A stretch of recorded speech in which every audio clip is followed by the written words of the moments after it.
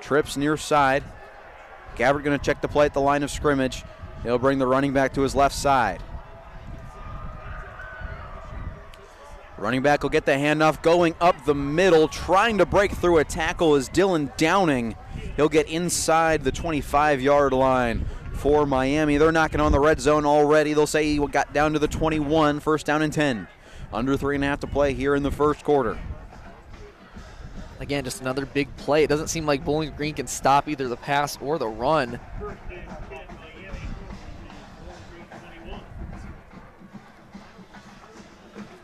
Trips again near side. Downing still the back behind Gabbert.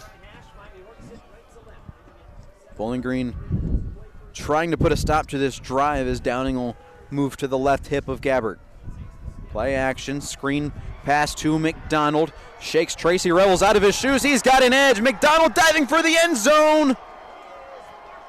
Just short. They'll say he got pushed out of bounds or was down at about the half-yard marker. Again, McDonald, it's his favorite receiver today. And he's technically, I mean, he's only third on the yardage this year, but clearly that just shows how many weapons they have and clearly favorite targets that Gabbert can throw to. So it looks like they'll say he stepped out of bounds instead of on about the half-yard line. They'll say he stepped out of bounds at about the 6-yard line. So he first and goal from the 6-yard line, runner 2.5 to play here in quarter number 1. Miami leading 7-0, trying to extend their lead to 2 scores. Downing still the back, brings a man in motion. He'll get the handoff going left on the sweep. 2 Falcons right there to bring him down in the backfield. I believe that was Kevin Davis on the carry. Brock Horn and Charles Ross are in on the TFL.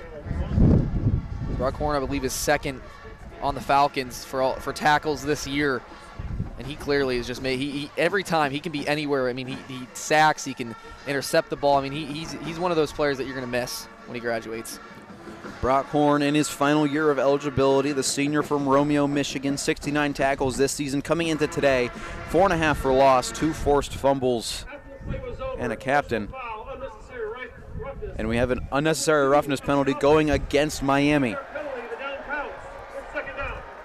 Down counts, they say. It'll be second down, and Miami offense going to march it all the way back. They were at the 10-yard line. Now they're going all the way back to about the 25. Looks like they'll say the 23. So it'll be second down and goal from the 23. Now, I was just about to mention, that's huge now because now there's no 10 yards, because they were within the 6, which makes it first and goal, second and goal. Now it's going to make it, you have to find the end zone if you want to continue your drive or kick a field goal, which I think is a win for Bowling Green. Under 120 seconds to play, 7-0 lead for Miami. Of course, being this far back opens up the playbook a little bit now that you have more room to work with.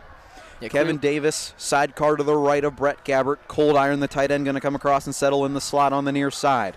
Twins either side of the formation for the Red Hawk offense. Bowling Green looks like they're going to bring pressure. McGarry will back off instead.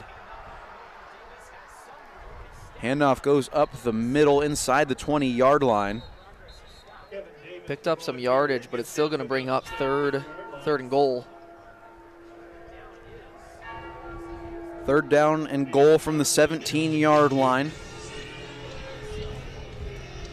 Well inside Jobin's wheelhouse if they are not able to find the end zone here. Jobin with a long this season of 51. This would only be a field goal of about 34. So even if they can't find the end zone, they should at least be able to attempt a field goal with a high percentage chance of making it. 22 of 26 on the season for Jobin. Downing checks back in at running back. He's behind Gabbert. Trips lined up to the far side. 4 wide overall. Play action. Gabbert throwing while he's hit. Picked off! Jordan Oladokin down the far sideline. Cuts backfield, reversing his way with blockers ahead of him. Jordan Oladokin lost the football as he got hit, but Bowling Green was there to jump on top of it, it looks like. Oladokin with his 4th interception of the season. Gabbert 2nd of the game. Bowling Green has the football, 1st and 10. Very, very close to Red Hawk territory. 25 seconds on the clock. Just what a read by Jordan Oladokin. You saw a guy wide open in the end zone, but then Jordan Oladokin just sprints across, found the ball. I mean, it seemed like it might have been maybe a little bit underthrown, which caused Oladokin to just jump right there and get it right knocking on the door to the 45. I mean, he did lose the ball, but picked up. It looked like it was just a little out route to the far side of the field in the end zone, and Oladokin read it perfectly, jumping Gabbert's pass, bringing it all the way back to the 41-yard line of Bowling Green. That's where they take over, first down and 10. Again, that's just presence. Like, it's going to be so hard to replace a guy like Jordan Oladokin because that's how good he is. He's that kind of like captain, all-star guy on the defensive side, decided to stay, and clearly he comes up big there. 4 picks this season, 5 last. Terrion Stewart gets the pitch. Had to corral it with one hand. Spin move down to the 43-yard line goes Terrion Stewart. 15 seconds and counting on the clock, remaining in quarter number 1. And I wouldn't be shocked if Bowling Green just going to let this one head to quarter number 2. Bowling Green heading to the sideline already as the clock hit 0, and that'll bring us to the end of the first quarter. It's 7-0 Redhawks after a 30-yard touchdown between Brett Gabbert and Cade McDonald. We'll be right back here on Falcon Radio. Don't go anywhere.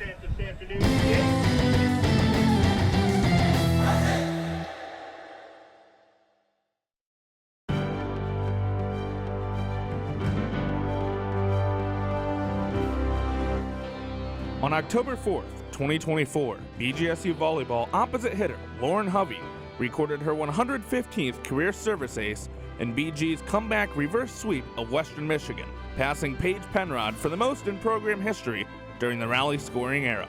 Falcon Media Sports Network's Chaz McNeil had the call of the historic moment on WBGU 88.1 FM. And that will make history. Lauren Hovey's 115th ace in the rally scoring era is in the history books as the Stroh Center applauds. This has been a Falcon Media Sports Network featured call.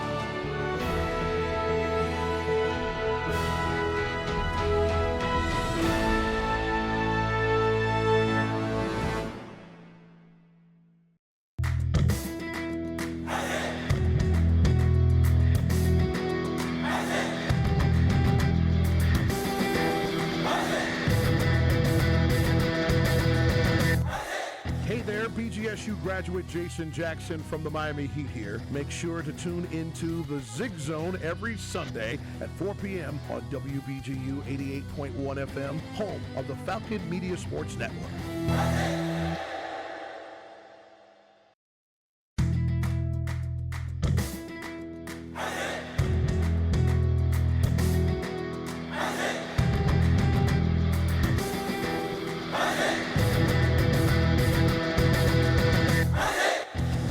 Hey, BGSU graduate Jason Jackson from the Miami Heat here. When I was a Falcon, there was BGRSO. Now it's Falcon Media Sports Network. Keep up with all BGSU sports news and action by following BG_FMSN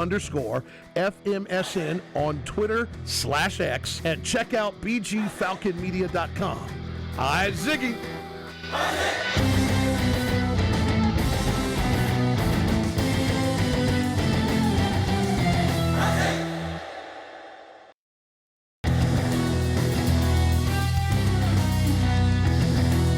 For all BGSU sports news and updates, follow Falcon Media Sports Network on Twitter X at BG_FMSN and head over to BGFalconMedia.com.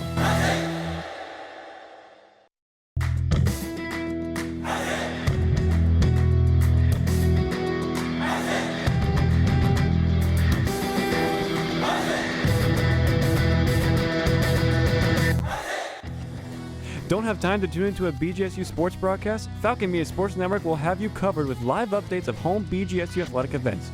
To follow along, head over to at BG_FMSN on Twitter X.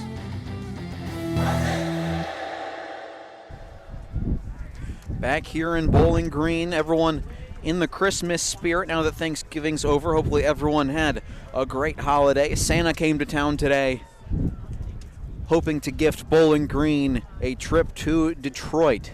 2nd down and 9 coming out of the media timeout, out of the quarter break. 15 minutes to go in half number 1. 2nd down and 9 from their own 42-yard line. Bowling Green has the football following the interception by Jordan Oladokin. Terrion Stewart, play action, going for Malcolm Johnson, who hauled it in right at the sticks. Through heavy contact. Looks like he reeled that one in with just one paw, and that'll be a first down for Bowling Green. Malcolm Johnson stepping up massively. Already up to 4 catches today. It's another great catch by him. I mean, he clearly is the target to be for Bazelak. And like I said, if Fannon's not having that necessarily of a good game, watch out for Malcolm Johnson. 4 catches, 37 yards for Malcolm Johnson. Harold Fannin held catchless through the first quarter. Jason Patterson checks into the backfield. He'll get the handoff. No play action instead. Bazelak swings it out to Jamal Johnson, who gets past the line of scrimmage and gets down to about the 45-yard line of Miami. Gain of about 3 on the first down grab by Jamal Johnson. 2nd down and 7 upcoming.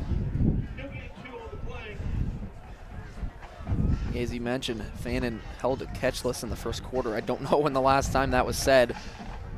It's certainly been a very long time, as Jamal Johnson will move into the backfield. Direct snap. Looks like whoever it was under center lost the football. Miami says they have it. I don't know if that was the intent, if it was supposed to be a direct snap, or if it was just a bad snap. The signal, the head referee signals it is still Bowling Green football. It looks like the pile got pushed forward up inside the 45-yard line. Not exactly sure if that was the play designed or not. If that was intentional or whether it was just a brutal snap by Alex Padgett. Drop snap or something, but a weird-looking play. All in all, Bowling Green still has the ball. So it looks like the bad snap will go as a 1-yard gain-ish up to the 45. So it'll be 3rd down and about 7 from the 45. 7-0 Miami lead still. 4 receivers wide. Jamal Johnson is in the slot on the near side. Harold Fannin not on the field for this play. High snap. Shovel pass to Harold Fannin instead. Couldn't find him, hidden behind the right tackle. An incomplete pass on the shovel from Bazelak. That's going to bring up 4th down. It doesn't seem like Bazelak's really gotten comfortable other than that first drive where he can, he gave it to Malcolm Johnson a few times on that drive, but it doesn't seem like he's really fit. He doesn't seem to find his comfort today, especially with Harold Fannin. So for the 4th time in 4 drives, John Henderson will come out to punt it away for Bowling Green. Clock stops at 13:25 due to the incomplete pass. 7-0 Miami leads still. 45-yard line, 4th down and 7.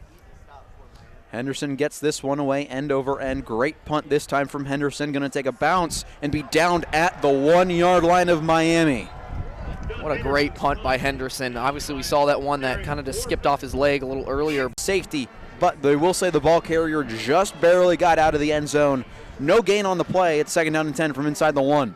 Yeah, those are always so tough to try and call. I mean, it clearly looked from our angle that he was in the end zone when he got tackled, but maybe forward progress of the ball just passed. But nonetheless, they're still at the 1 and a 2nd and 10.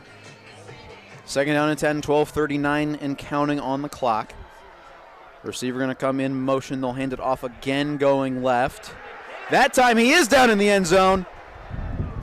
And that, we're waiting on a signal from the referees. It looks like he was brought down for a safety. That one looked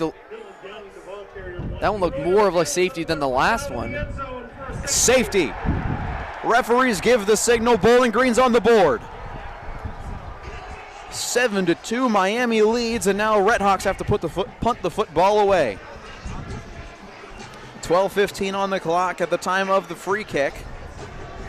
7-2 Bowling Green trails, and they get the football back.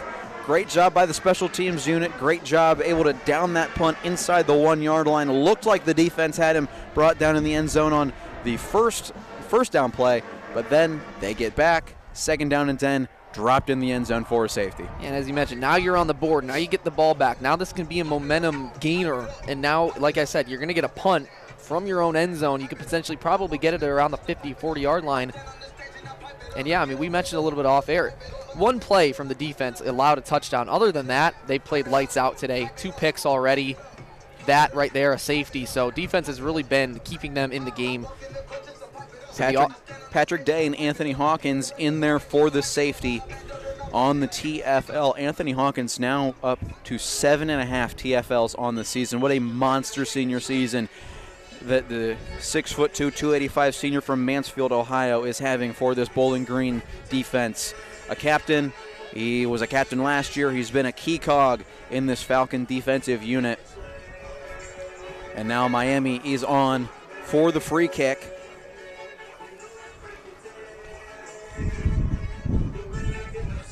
Back deep for Bowling Green looks like Raheem Smith and Jason Patterson standing inside the 25 and 30-yard line respectively.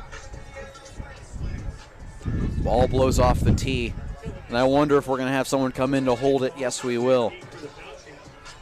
So like you said, Sean, 2 interceptions. Should have been potentially maybe a third turnover in that Cade McDonald fumble, but you add that safety on top. This Bowling Green defense has really seemed to lock in after that touchdown by McDonald early in the first.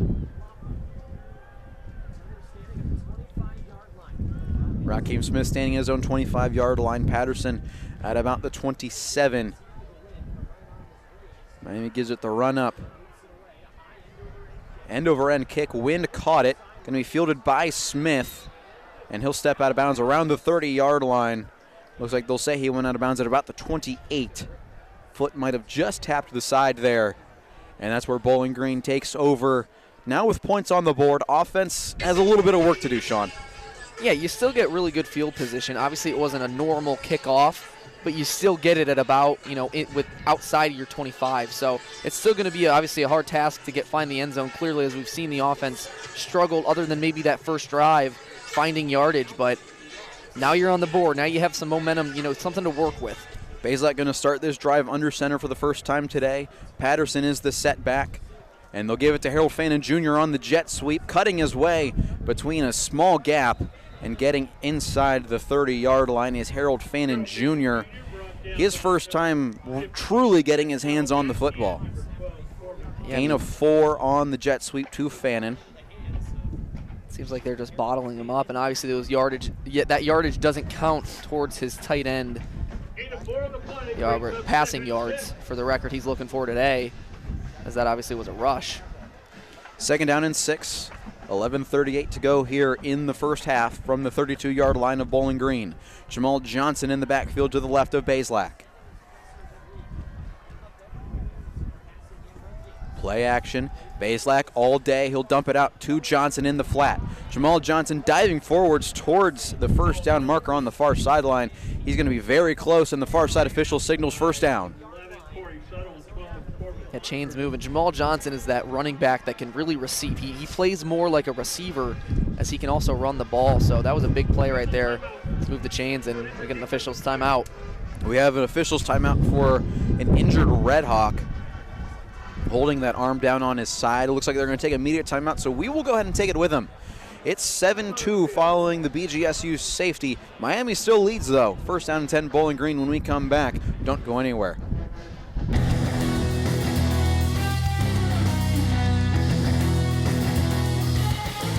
Miss a BGSU sports broadcast? Head over to the BG Falcon Media YouTube channel to listen to past calls by Falcon Media Sports Network.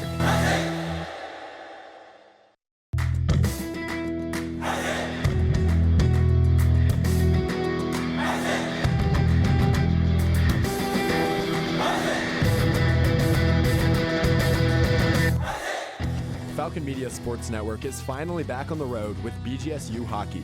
Make sure to catch the voice of Falcon Hockey, Ben Korak, on the call for every BGSU game this season on WBGU 88.1 FM.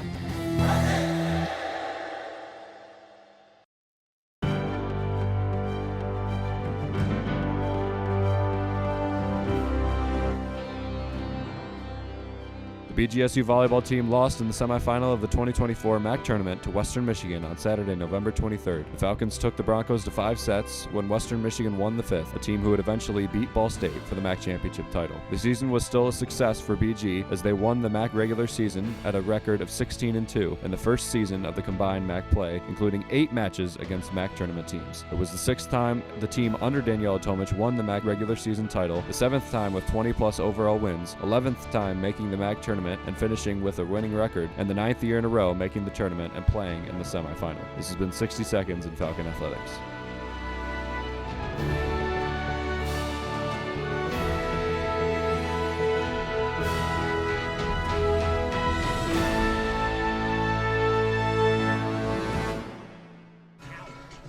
7-2 Miami on top here in Bowling Green, over Bowling Green. A chance to go play at Ford Field on the line. Both teams, of course, as we mentioned time and time again, coming into this game knotted up at 7-4 and 6-1 in the conference.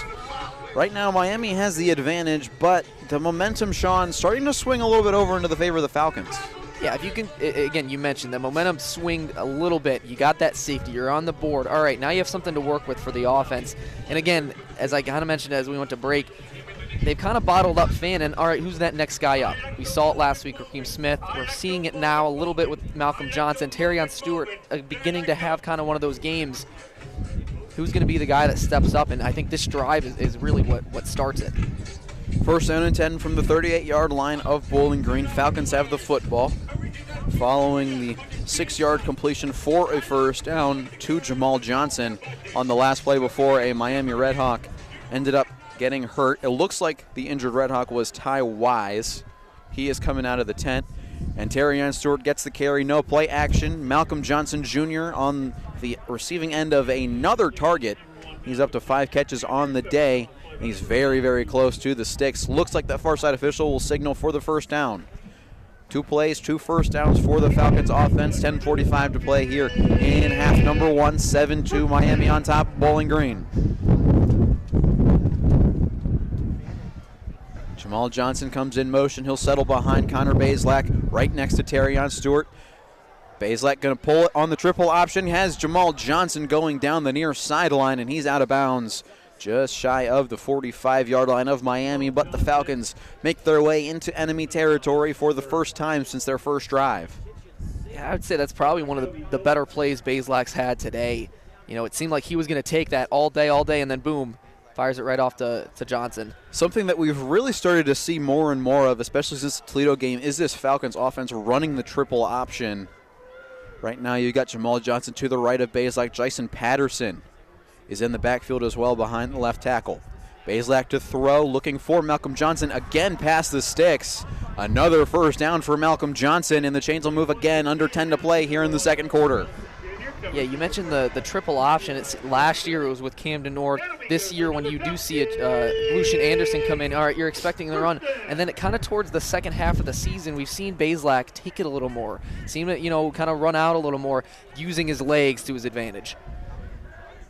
10-yard grab for Johnson, first down and 10. Bazelak play action to Jamal Johnson. Dancing out of trouble, looking for Harold Fannin Jr. on the near sideline. He's got it. First catch of the day for Harold Fannin Jr., and the Falcons are inside the 25-yard line. And there it is. All you need is one catch to kind of just get back on track for Harold Fannin and Connor Bazelak. All right, now they have that connection back. I mean, obviously, when you start out a little slow, you might, you kind of think, all right, when's this thing going to start? And right there it was for a big pickup. Down to the 24-yard line, 13-yard grab for HFJ. 3 receivers out wide. Malcolm Johnson alone on the near side. Terrion Stewart gets the handoff going left, and he is upended by Corbin Hondrew right as he tried to break past the line of scrimmage. No gain on first down. Under 9 minutes to play here in the second stanza. It'll be second down and 10. Yeah, first run and a few plays, and that one just going nowhere, so I'd be surprised if they go back to the run. I'd be probably looking for a pass here. Stewart checks out. Jamal Johnson checks in. He's to the left of Connor Bazelak. 2 receivers on the near side. Raheem Smith going to come in motion. Play action on the jet sweep. Looking for Fannin on the sideline again. He's got him. Hauled in for a gain of about a yard. There was some pressure coming in quickly. Adam Trick was coming in off the edge. The redshirt sophomore from Dayton, Ohio. Coming off the left side hot. Brings up third down and 9.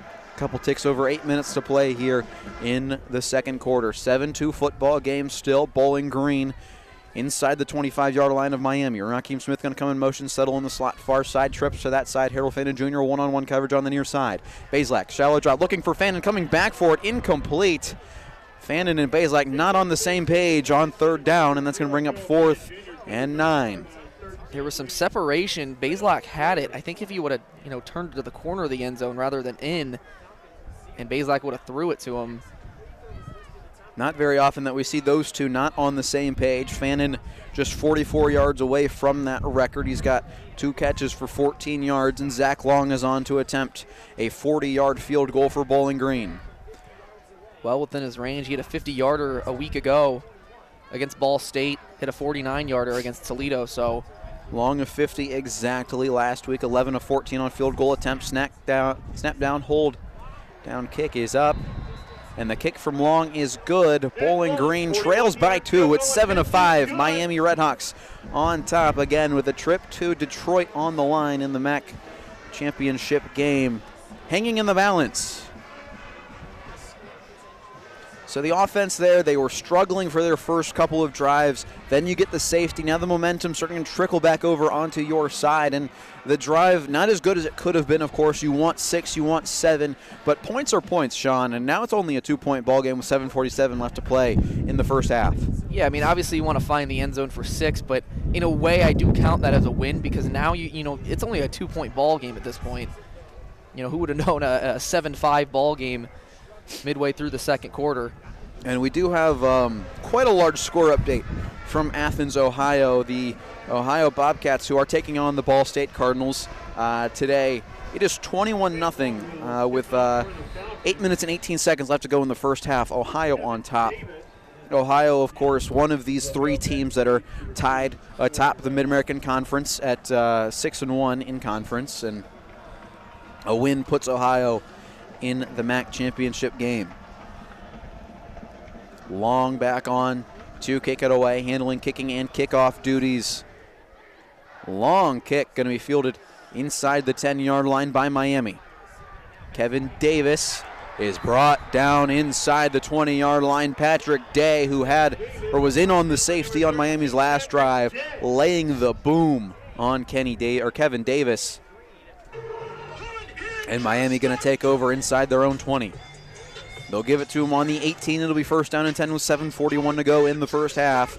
Miami, they've seen their lead dwindle down to just 2 points after the safety and the field goal from Bowling Green.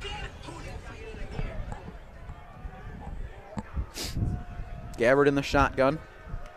Twins either side of the formation for the Redhawks, going from left to right across your radio dial.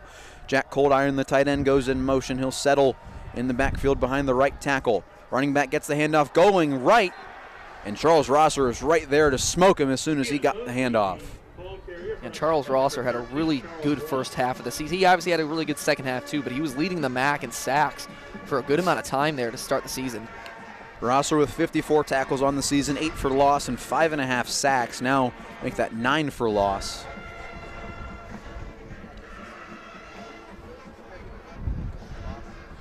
Second down and 9 for Miami up to the 19-yard line. Trips far side of the field, Gabbard in the pistol. Keon Mosey will come up and settle to his right. He'll get the handoff going left. Mosey with some space. Tracy Revels there to stop him from getting any further than the 26-yard line. That'll bring up third down.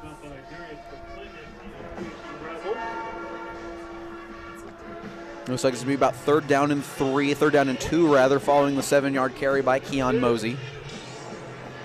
Yeah, that's just something. I mean, if you would have held them to maybe a few less yards, would have made it a little more manageable for the defense. But now it's 3rd and 2, and I know they converted one earlier in the day, about the same distance, and they handed it off. So, again, but this defense has played really well up to this point.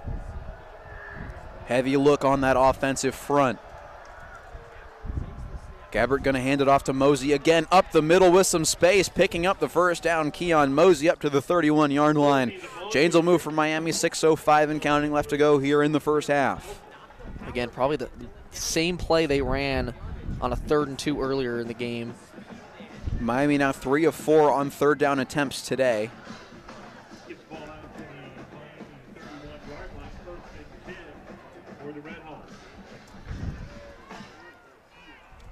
Bowling Green usually pretty stout on third down, allowing 32.3% conversion on third downs and 75% today.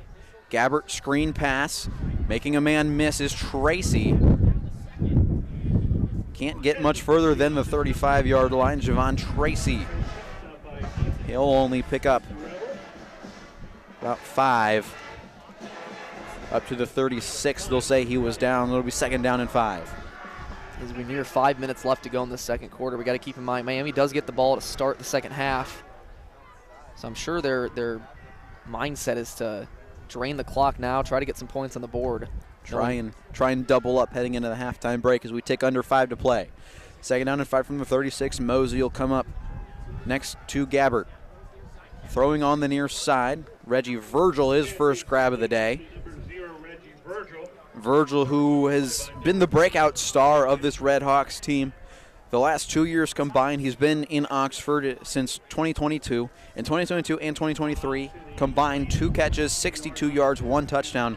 So far this season, coming into today, 33 catches, 705 yards, 8 touchdowns. He's been the favorite target of Brett Gabbert this season. He finds him for the first time today. 1st down and 10 up to the 42-yard line of Miami. 4:15 to play here in quarter number 2. Twins either side of the formation. Mosey in the backfield. Gabbert to throw. Gabbert looking for Virgil again. He's got him on the near sideline.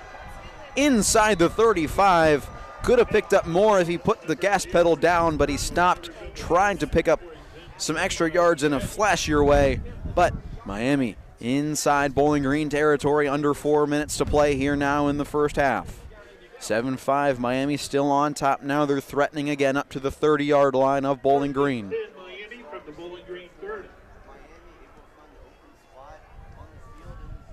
Gabbert now 8 for 12 on the day, 112 yards. Does have 2 interceptions as well as 1 touchdown. 1st down and 10 from the 30-yard line. 4 receivers wide, swing pass looking for McDonald. Again, had to come back for it. Gets past one man, runs into his own blocker. McDonald still on his feet before he is shoved out of bounds right at the sticks. Joseph Sipp Jr. in on the tackle. First time we've called his name, it feels like. And the far side official going to motion for the 1st down. It'll be 1st down and 10 now up to the 20-yard line for Miami. A few takes over 3 to play. Both teams do still have all 3 of their timeouts. 2-point lead for the Red Hawks. Just at the red area at the 20-yard line of Bowling Green. 4 out wide once more. Mosey going to settle to the left of Gabbert. Red Hawks going from left to right across your radio dial. Play action, looking far side, pass up high, tipped up in the air, caught. Walking in for the touchdown is Reggie Virgil.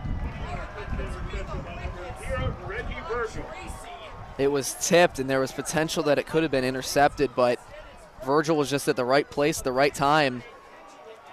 We'll take another look at this on the big board here. That was just a great play by Bowling Green's defense. He was looking for Tracy. It got knocked up in the air, and Virgil was just in the perfect position to come down with that touchdown grab, his 9th of the season. 20-yard touchdown pass, Gabbert's 2nd. Hudson Powell, the long snapper for Miami, to hold is Alec Bevelheimer, the punter. And Jobin on for another extra point attempt. Snap back, hold down, kick up. Kick is through. 14-5. Red Hawks lead with 2:40 left to go here in the first half. Media timeout down on the field. We'll go ahead and take it with them.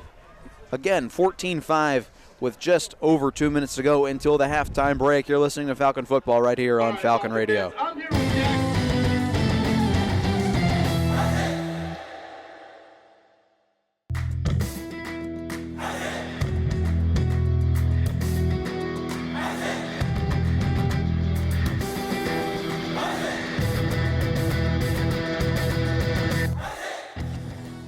Are you a fan of BG Falcon Media and the Falcon Media Sports Network? You can show your support for BGSU student media by donating at the bottom of the page of stories on bgfalconmedia.com.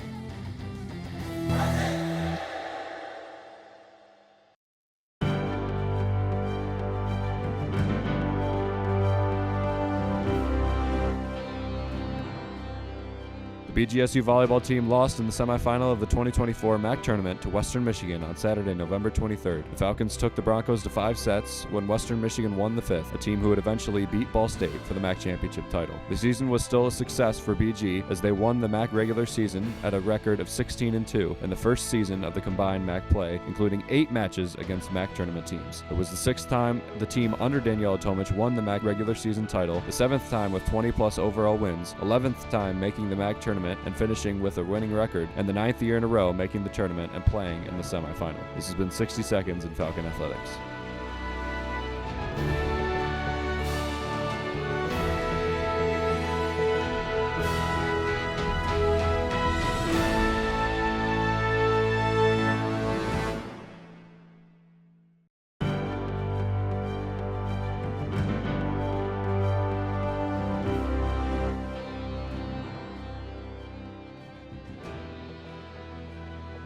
BGSU junior wide receiver Rakeem Smith is this week's Falcon Media Sports Network Athlete of the Week. Smith was named to the MAC Co-Offensive Player of the Week for his performance in BG's 38-13 victory over Ball State on Saturday, November 23rd. Smith tallied 89 all-purpose yards and found the end zone 3 times against the Cardinals, 2 on receptions and 1 rushing. On the season, Smith has 15 receptions for 230 yards and 2 touchdowns, along with 18 rushes for 119 yards and 3 touchdowns on the ground.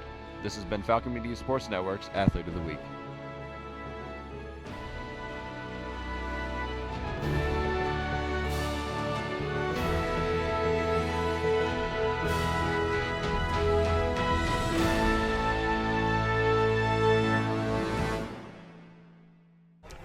Coming out of the media timeout and the tip play touchdown, the tip drill touchdown, Miami is back on top by a larger margin.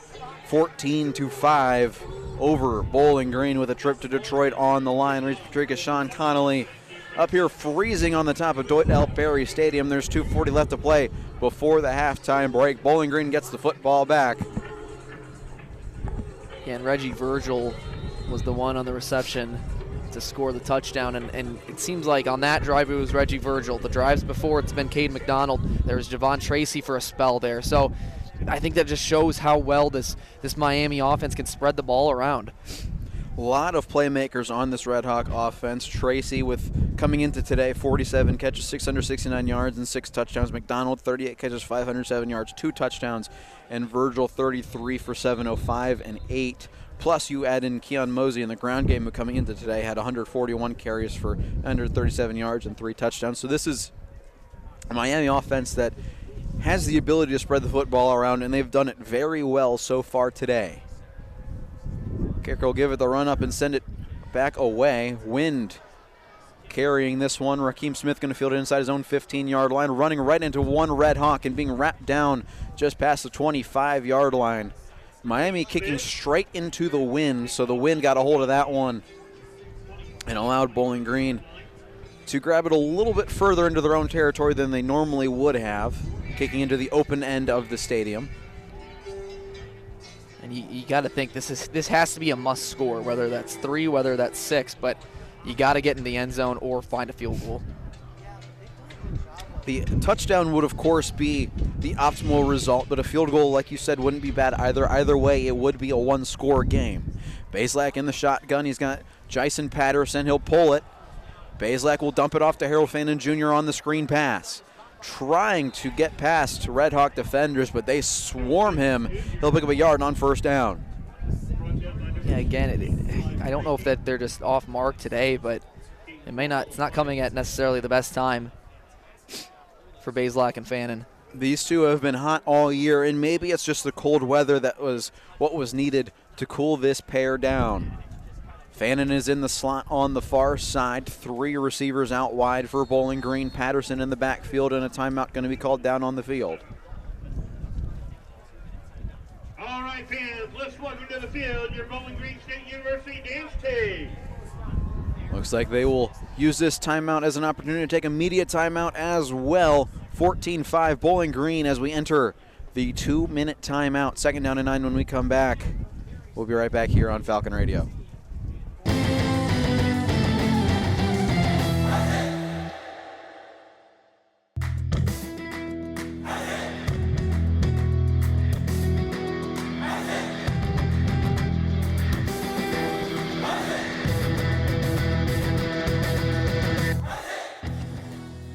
Are you a fan of BG Falcon Media and the Falcon Media Sports Network? You can show your support for BGSU student media by donating at the bottom of the page of stories on bgfalconmedia.com.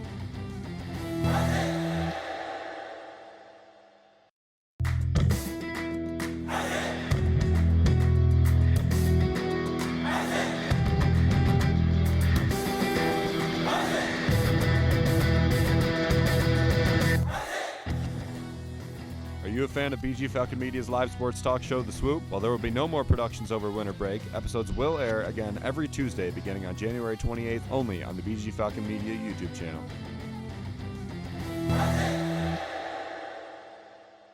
This is Jay Crawford, former ESPN SportsCenter anchor and proud former member of the BGRSO sports organization right here. You're listening to 88.1 FM WBGU HD1 and HD2, broadcasting more games than any other student-run organization in the country.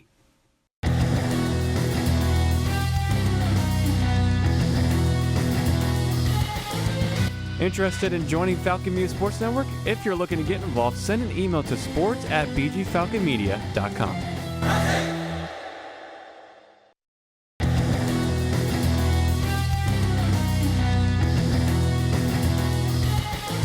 Miss a BGSU sports broadcast? Head over to the BG Falcon Media YouTube channel to listen to past calls by Falcon Media Sports Network.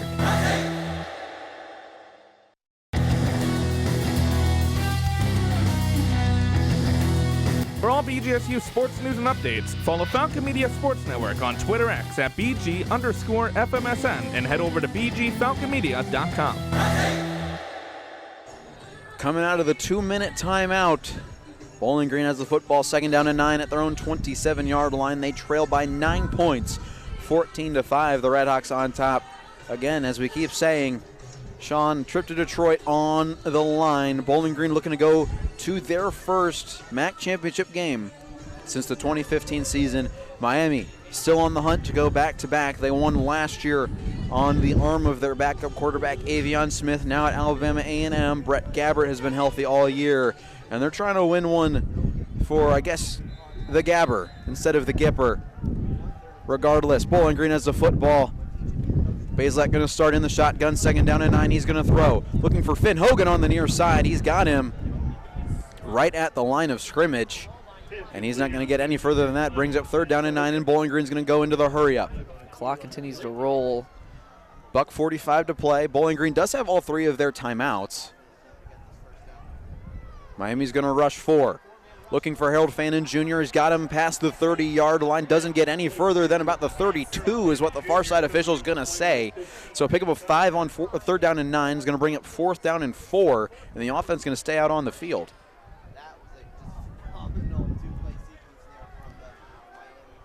As the clock does continue to roll, I mean, this Miami defense, as mentioned a million times, has just bottled up Harold Fannin. Not the really best of their ability. Sure what's going on. Bazelak's over on the sideline talking to head coach Scott Leffler. They're waiting Everyone until just it goes down to call the timeout. And then Clock's maybe at think it through. 101. Now we're under 60 seconds to play. Interesting clock management here from Scott Leffler. Called the timeout. And there's the 1 second to timeout go. now. Waited all the way to the play clock, was down at 1 second. Clock stops with 52 seconds due to Bowling Green's first timeout of the first half. 14-5, Redhawks on top. Interesting thought there by Scott Leffler, waiting all the way till the play clock was down at the very end instead of maybe blowing it earlier, calling the timeout earlier, unless what they're doing is they just took the time all the way down to give Miami as little time as possible to double up heading into halftime. And it looks like that's what they did. John Henderson coming out once more today. 52 seconds on the clock. Henderson standing inside his own 20-yard line. Back deep for Miami, standing in his own 25 is Cade McDonald. Henderson with the help of the wind coming in behind him. 4th down and 4 from the 32. Henderson gets the punt off end over end, sky high, fair caught by McDonald at the 30-yard line. That's where Miami will take back over. They got 45 seconds to play with and 70 yards to go until they hit pay dirt before the halftime break. As you mentioned, 45 seconds to work with. I mean, for Bowling Green's defense, I'm assuming just keep everything in front of them. Don't make sure they don't get into field goal range to tack on to their lead. Again, they double up as they get the ball on the back half. Keep everything in front of you, as you said. You've got 70 yards to go, 45 seconds to do it, and it looks like Brett Gabbert just going to come out under center and take a knee and take us into the halftime break. I think he's going to have to kneel it down one more time. Clock rolls under 40. It looks like there's about 2 seconds between the game clock and play clock, and it looks like that should take us into the halftime break. 14-9 Redhawks, 14-5 rather. Redhawks lead over Bowling Green. 9-point football game here at Deutsch Perry Stadium with a trip to Detroit on the line. Both teams 7-4, 6-1, trying to make their way to Ford Field next week. We head into halftime. We'll be right back here on Falcon Radio.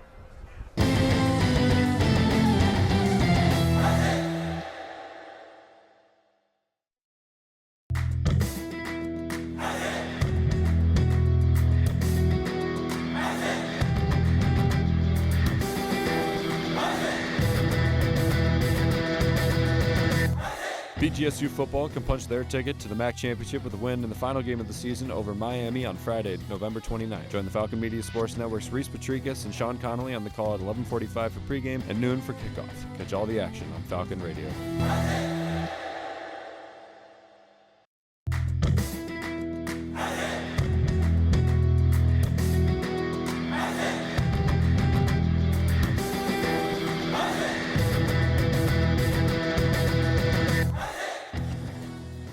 Are you a fan of BG Falcon Media's live sports talk show, The Swoop? While there will be no more productions over winter break, episodes will air again every Tuesday beginning on January 28th only on the BG Falcon Media YouTube channel.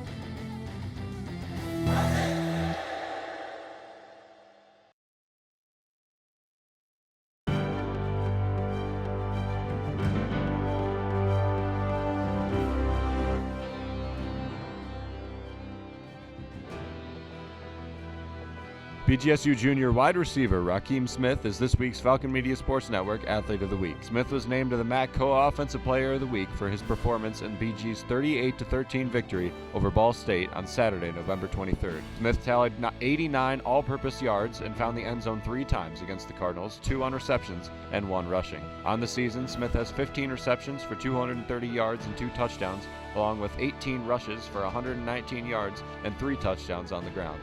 This has been Falcon Media Sports Network's Athlete of the Week.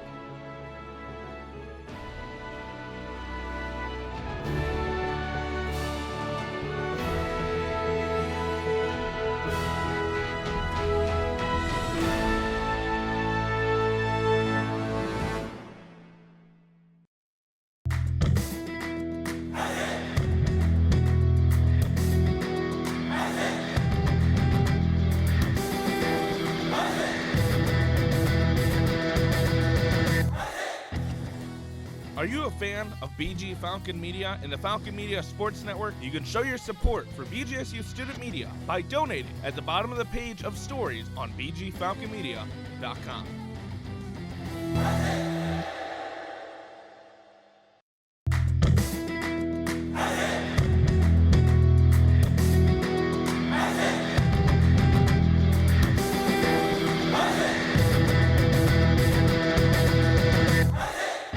BGSU hockey is back in the Slater Family Ice Arena for the first game against Michigan Tech on Friday, November 29th. Join the voice of Falcon Hockey, Ben Korak, on the call at 6:45 for pregame and 7 p.m. for the puck drop on WBGU 88.1 FM.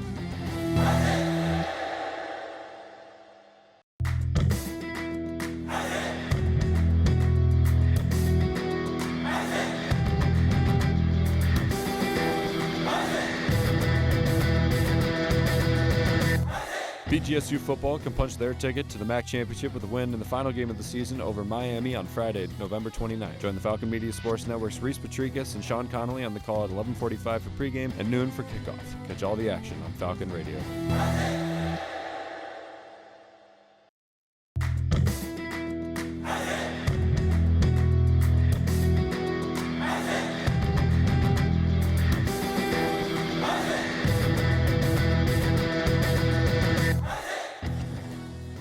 Are you a fan of BG Falcon Media and the Falcon Media Sports Network? You can show your support for BGSU student media by donating at the bottom of the page of stories on bgfalconmedia.com.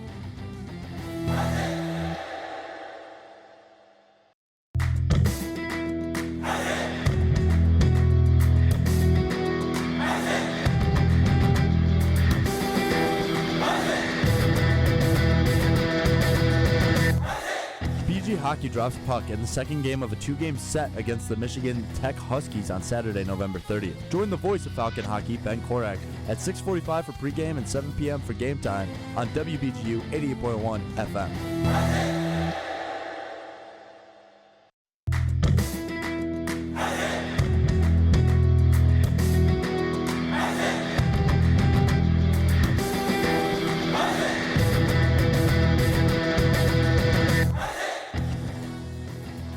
BGSU men's basketball battles Weber State on Friday, November 29th at 1 p.m. Falcon Media Sports Network will have a preview and recap on bgfalconmedia.com.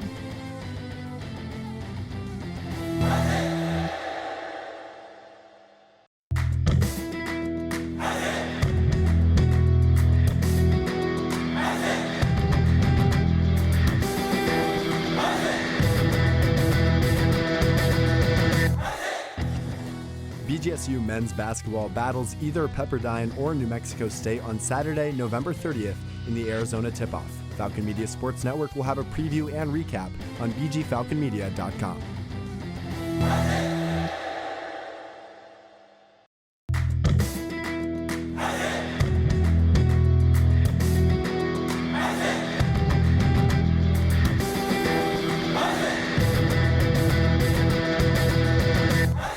BG Women's Basketball will travel to the Daytona Beach Classic for the Thanksgiving tournament to take on Stetson Friday, November 29th, and Arkansas Saturday, November 30th. Join Falcon Media Sports Network's Caden Knapp on the call both days at 1 o'clock p.m. for pregame on WBGU 88.1 FM.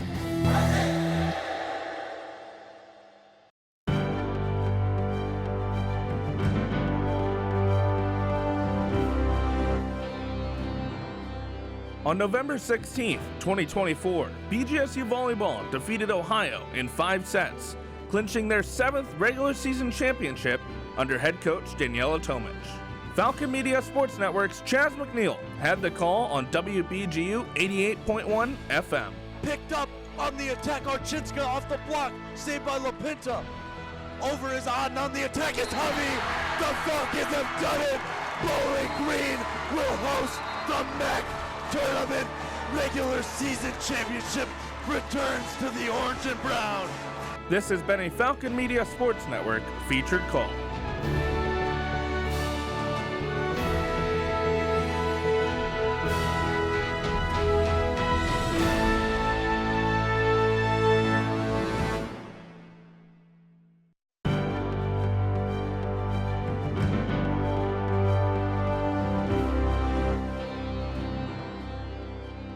On November 1st, 2024, BGSU men's soccer defeated nationally ranked Western Michigan for the first time in a decade. Falcon Media Sports Network's Lucas Kleinmeyer was on the call on the WBGU PBS YouTube channel. History has been made here at Cochran Stadium for the first time in 37 regular season matches for the Western Michigan Broncos, and for the first time in a decade, the Bowling Green Falcons take down the Western Michigan Broncos by a final score of 3-0 here at Cochran Stadium. Wow! This has been a Falcon Media Sports Network featured call.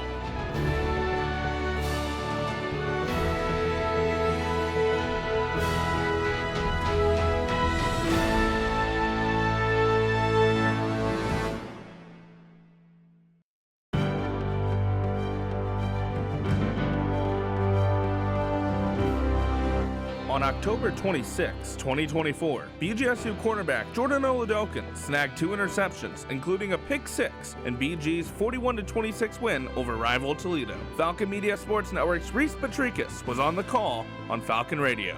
Minute 13 left to go. Ball picked off. Jordan Oladokin. He's got Green in front of him. Jordan Oladokin. 10-5. Touchdown Bowling Green. Ball game. 41-26, Bowling Green wins this year's edition of the Battle of I-75 up here in the Glass Bowl. This has been a Falcon Media Sports Network featured call.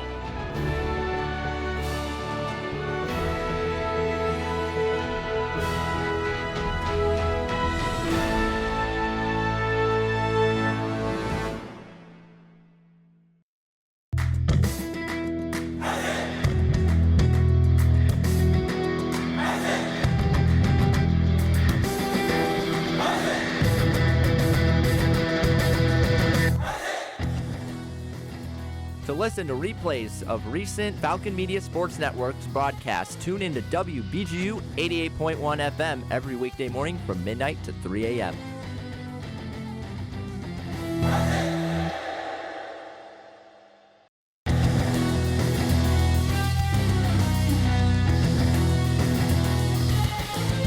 Interested in joining Falcon Media Sports Network? If you're looking to get involved, send an email to sports@bgfalconmedia.com.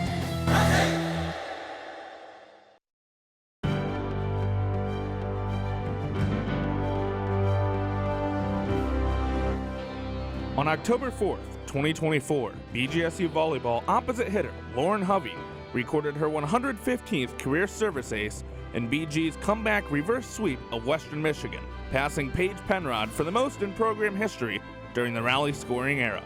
Falcon Media Sports Network's Chaz McNeil had the call of the historic moment on WBGU 88.1 FM. And that will make history. Lauren Hovey's 115th ace in the rally scoring era is in the history books as the Stroh Center applauds. This has been a Falcon Media Sports Network featured call.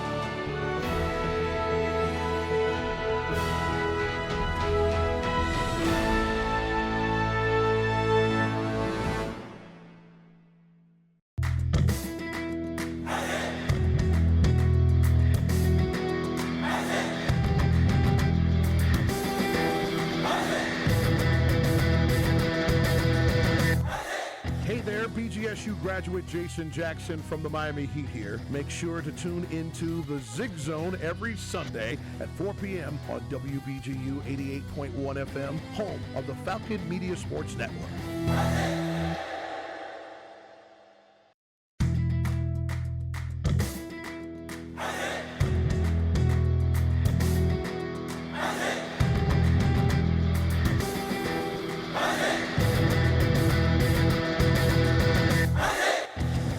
Hey, BGSU graduate Jason Jackson from the Miami Heat here. When I was a Falcon, there was BGRSO. Now it's Falcon Media Sports Network. Keep up with all BGSU sports news and action by following BG_FMSN on Twitter/X and check out BGFalconMedia.com.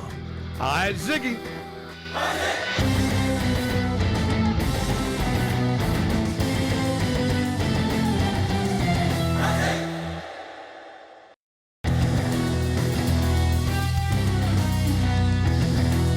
For all BGSU sports news and updates, follow Falcon Media Sports Network on Twitter X at BG_FMSN and head over to BGFalconMedia.com.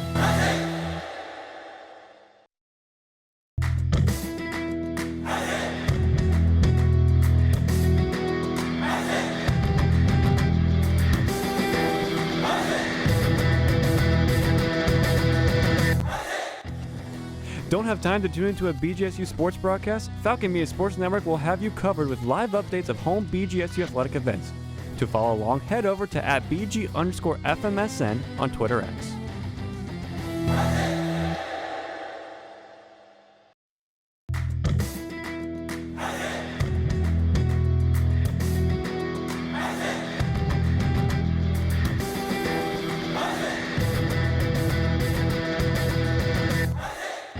Looking for a BGSU Athletics talk radio show? Tune into the Zig Zone every Sunday at 4 p.m., where a panel of Falcon Media Sports Network members discuss the hottest BG sports topics. Only on WBGU 88.1 FM.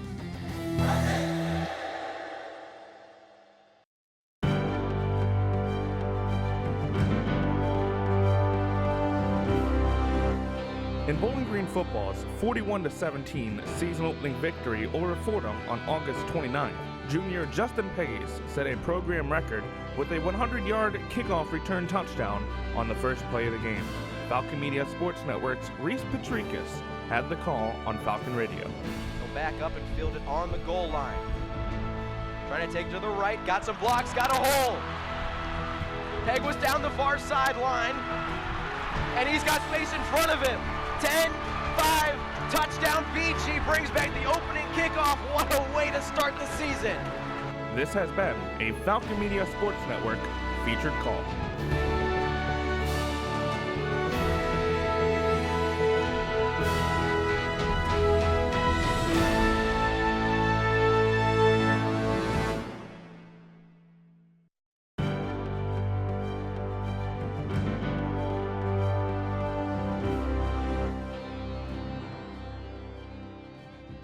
On September 13th, BGSU men's soccer's Bennett Painter scored the game-winning goal against Northern Illinois, leading to the team getting nationally ranked. Falcon Media Sports Network's Lucas Kleinmeyer had the call on the WBGU PBS YouTube channel. Gonna win that one initially. Head up again. Wins the second one, however. Back to Lane, back to Painter. That one's blocked, gets it back. Painter!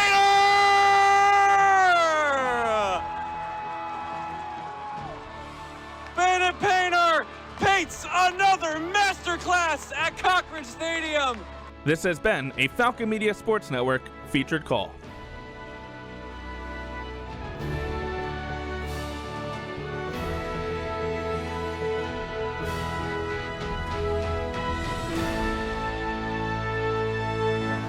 The FMB coming off the field here in Deutsch Perry Stadium. Halftime here in Bowling Green. 14-5, the Miami Redhawks holding on to a 9-point lead over Bowling Green in the final game of the 2024 regular season, with a chance to go to Ford Field in Detroit on the line to play in the MAC championship game. Bowling Green has run more plays than Miami, 31-26, yet they're being outgained by about 81 yards. They've got 3.7 yards per play compared to Miami's 7.5. They've got 88 passing yards, 26 rushing yards, 8 first down to Miami's 11. Yet they lead the turnover battle. They haven't committed a penalty yet, and they've possessed the ball for more time than Miami has, 15:06 to 14:54. Stat-wise, Brett Gabbert, 10 of 14, 142 yards, 2 touchdowns, 2 interceptions. Keon Mosey, 6 carries, 47 yards with a long of 7.8 yards per carry. On the Bowling Green side, Connor Bazelak, 14 of 20, 88 yards, 4.4 yards per completion. And Terrion Stewart, 6 carries, 26 yards. Malcolm Johnson Jr. leading the way on the receiving end, 6 carries, 57 yards. The big story of that first half, Sean, Harold Fannin Jr. held to just 20 yards on 4 catches in that first half by what is a very, very strong Miami defensive unit. Yeah, I mean, you know you're going in against the best defense in the MAC, and, you know, it was the narrative going in is like, oh, you're playing MAC schools, blah, blah, blah, but he always found a way to find a, you know, it didn't matter whether he got bottled up or not because you knew he was getting double coverage no matter what. Now you're playing the best defense in the MAC, and now it's just a little tough to, you know, he hasn't really found his footing, but he's one of those players that the second he does, you know, you won't not hear his name on the offensive side of the ball. About 30 minutes to go until the end of the football game. We've got about 2 minutes left to go here in halftime. We have another score update from Athens. It's halftime down at Peden Stadium, 21-7. The Bobcats on top of the Ball State Cardinals. Ohio as well vying for a shot to go to Detroit on December 7th. If they win, they're in. And, of course, up here, either team that wins will advance to the MAC championship game. So, Sean, let's start with Miami. You're up 9 points coming out of the halftime break. You get the football first. What are you drawing up in the locker room? What kind of adjustments are you making to keep your foot really on the neck of Bowling Green and walk out of here and with a chance, or not with a chance, but with the intention to play football next Saturday? Yeah, I mean, continue to pass the ball. That's clearly their bread and butter. They can run the ball, but it hasn't really necessarily had their footing in the, you know, they haven't really, you know, done as much as they'd probably like to in the run game, but the pass game has been so good that it doesn't really matter. You know, 2 passing touchdowns by Gabbert to 2 different receivers. So I would say continue to pass the ball. You know, I mean, they really have controlled the game. I mean, technically, they really have controlled the game, you know, throughout the whole game. And now on to the other side as we tick under a minute and a half to go until the second half of football gets underway. You are head coach Scott Loeffler in the Bowling Green locker room. Obviously, you're not very happy with the way that your team performed there over the first 30 minutes. Only 5 points on the board, one from a safety, one from a 40-yard field goal from Zach Long. So what are you drawing up over there on that side to really unlock your team here in the second half? I would say the same thing, pass the ball. I mean, I feel like sometimes we would pass the ball and then we'd run twice and then we really wouldn't go anywhere, and then you'd have a long pass or, a third and long to try to convert. Clearly Malcolm Johnson is the favorite target today for Bazelak. Find him as much as you can, and then the second he starts getting, maybe that double coverage, Fannin potentially could get his touches in. So I would say continue to pass the ball. I do think that it's all on the offense. I mean, the defense, granted, they've given up 14 points, but I think they have played really well today. A little weather update. We are on heat watch here in Bowling Green. We're up to 32 degrees, feels like 11, compared to at kick it was about 29 degrees, felt like 8. So things are starting to warm up here in always cloudy Bowling Green. As we've got just a few ticks left to go until we begin the second half of play. 9-point lead for Miami. They get the football to start. They won the opening coin toss. They deferred to the second half. So Zach Long will come out to kick away for Bowling Green, going left to right across your radio dial. 9-point football game. Kevin Davis back deep for Miami, making his way back inside his own 10. Wind starting to whip its way through once more, coming through the north end zone, the open-ended north end zone, or rather the south end zone, excuse me.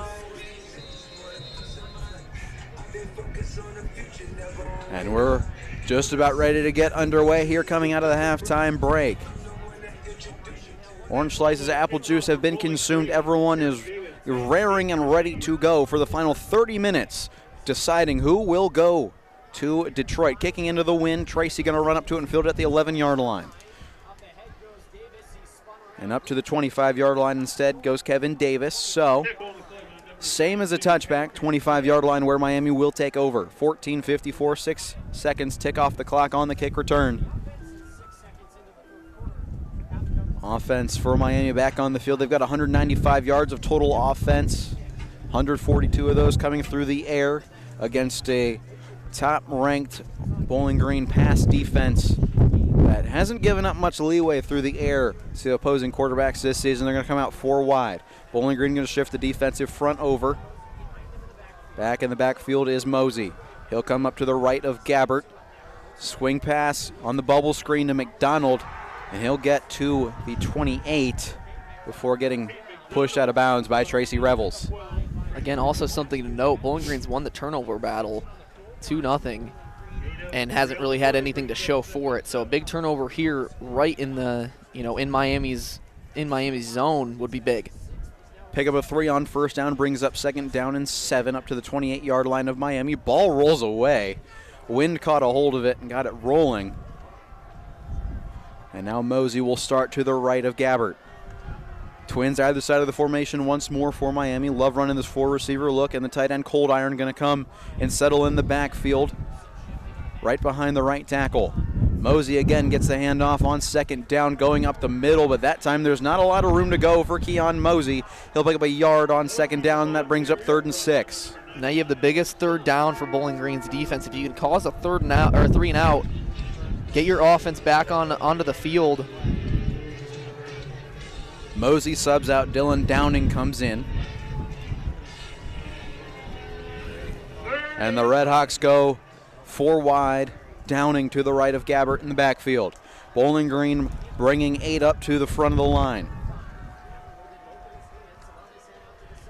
And they'll rush 5. Screen pass looking for Virgil. He's upended just past the 30-yard line. That's going to bring up 4th down for Miami. Trent Sims and Ja'Cory Benjamin on the tackle. Brings up 4th down. Again, a much-needed 3 and out. Brings out the offense for Bowling Green. That'll bring on Alec Bevelheimer to punt for the first time today on the season, averaging 41.1 yards per punt, kicking with the wind. punted 49 times this season. This will be his 50th. Standing at his own 25-yard line is Justin Pegues. Line drive punt. Pegues going backwards, and he muffed it. Still on the ground. Pegues able to jump on top of it inside the 15.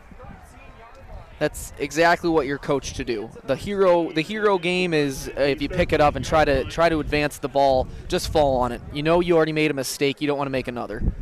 And that's exactly what he did. And now Bowling Green's offense is truly out on the field.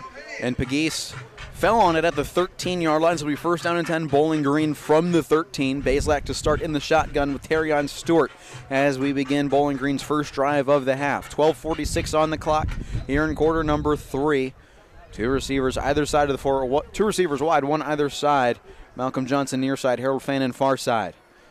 Stewart gets the handoff going up the middle, almost slipped, runs right into a tackler trying to break out, and then a flock of Redhawks come in to stop Terrion Stewart from getting any further.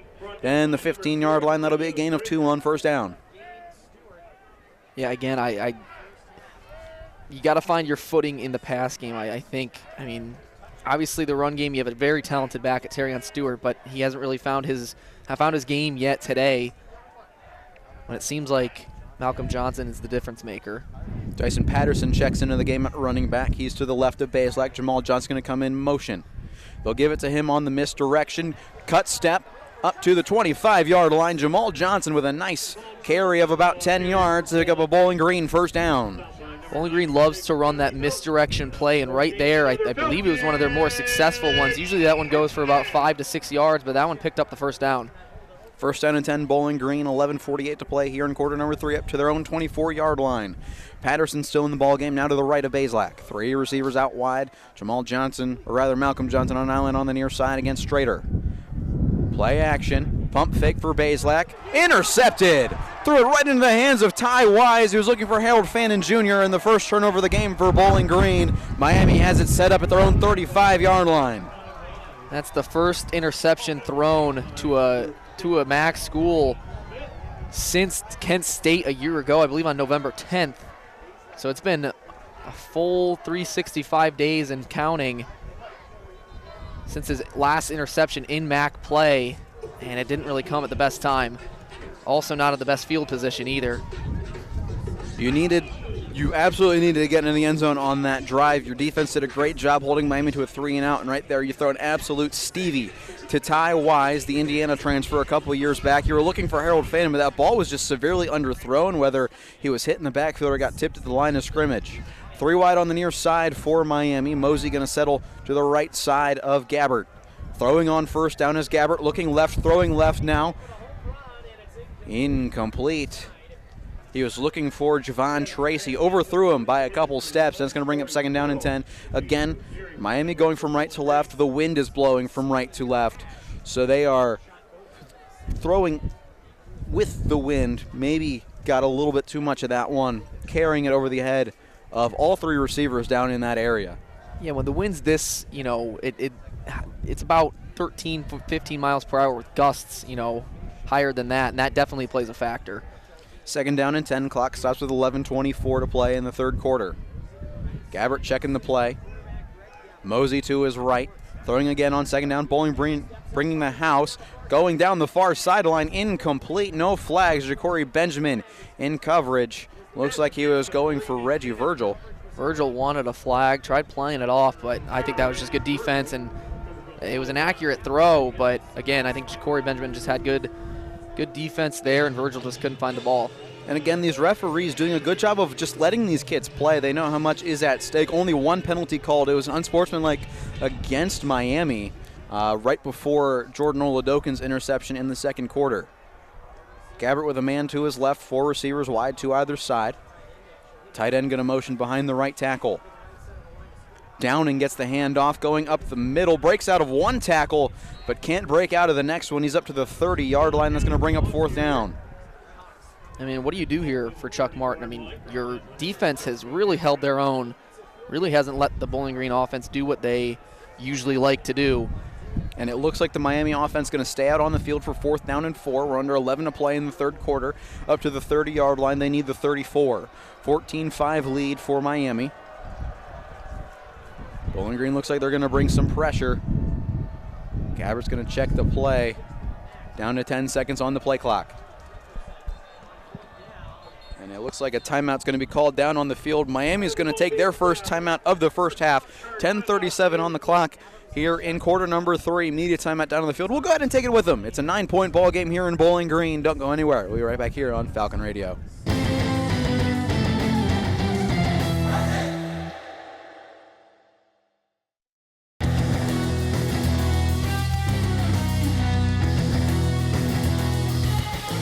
Miss a BGSU sports broadcast? Head over to the BG Falcon Media YouTube channel to listen to past calls by Falcon Media Sports Network.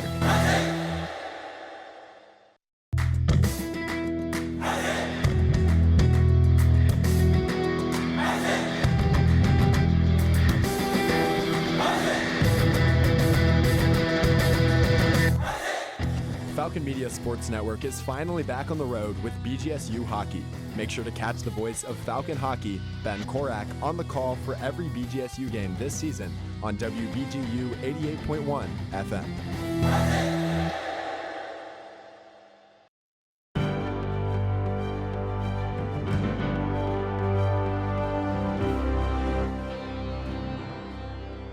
The BGSU volleyball team lost in the semifinal of the 2024 MAC tournament to Western Michigan on Saturday, November 23rd. The Falcons took the Broncos to 5 sets when Western Michigan won the 5th, a team who would eventually beat Ball State for the MAC championship title. The season was still a success for BG as they won the MAC regular season at a record of 16-2 in the first season of the combined MAC play, including 8 matches against MAC tournament teams. It was the 6th time the team under Daniela Tomic won the MAC regular season title, the 7th time with 20-plus overall wins, 11th time making the MAC tournament and finishing with a winning record, and the 9th year in a row making the tournament and playing in the semifinal. This has been 60 Seconds in Falcon Athletics.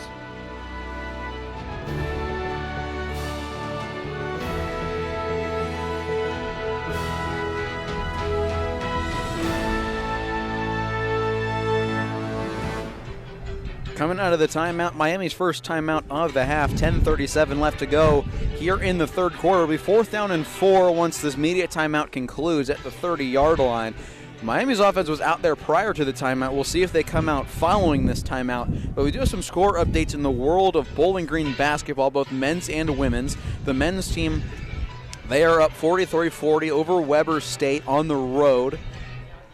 Derek Butler leads all scorers with 10 points in 20 minutes on 3 of 7 shooting, 1 of 3 from the three-point land. Marcus Johnson struggling a little bit, 2 of 7 from the field, 1 of 2 from 3, only 5 points to show for it. And then down in Daytona, Bowling Green women's basketball, they are on top of the Stetson Hatters, 47-25. Great game being had by a couple of Falcons, namely Erica Porter, who's got 10 points and 5 rebounds as they just enter halftime. We're coming out of a media timeout here. The offense still on the field for the Miami Redhawks. They've got 10:37 to go here in the third quarter, and they have it 4th down and 4 from the 30-yard line of Bowling Green. Yeah, I think this is the right decision to go for it. Bowling Green has about 8 in the box right now. Gabbert's in the pistol. Heavy bunch on the right side, and Miami jumped. A flag's going to fly, and this is going to be a false start against the Redhawks. That's going to push them back and make it 4th down and 9, and I think that's going to take them out of go-for-it territory. Yeah, and I don't know if that's also field goal range that sets them back. I mean, it's going to be on the cusp, I believe. That false start going to go against John Young, the Kentucky transfer, the 6'6" senior from Louisville, Kentucky. And the offense going to stay out on the field for Miami, and now they'll make a last-second change and bring the kicking unit out.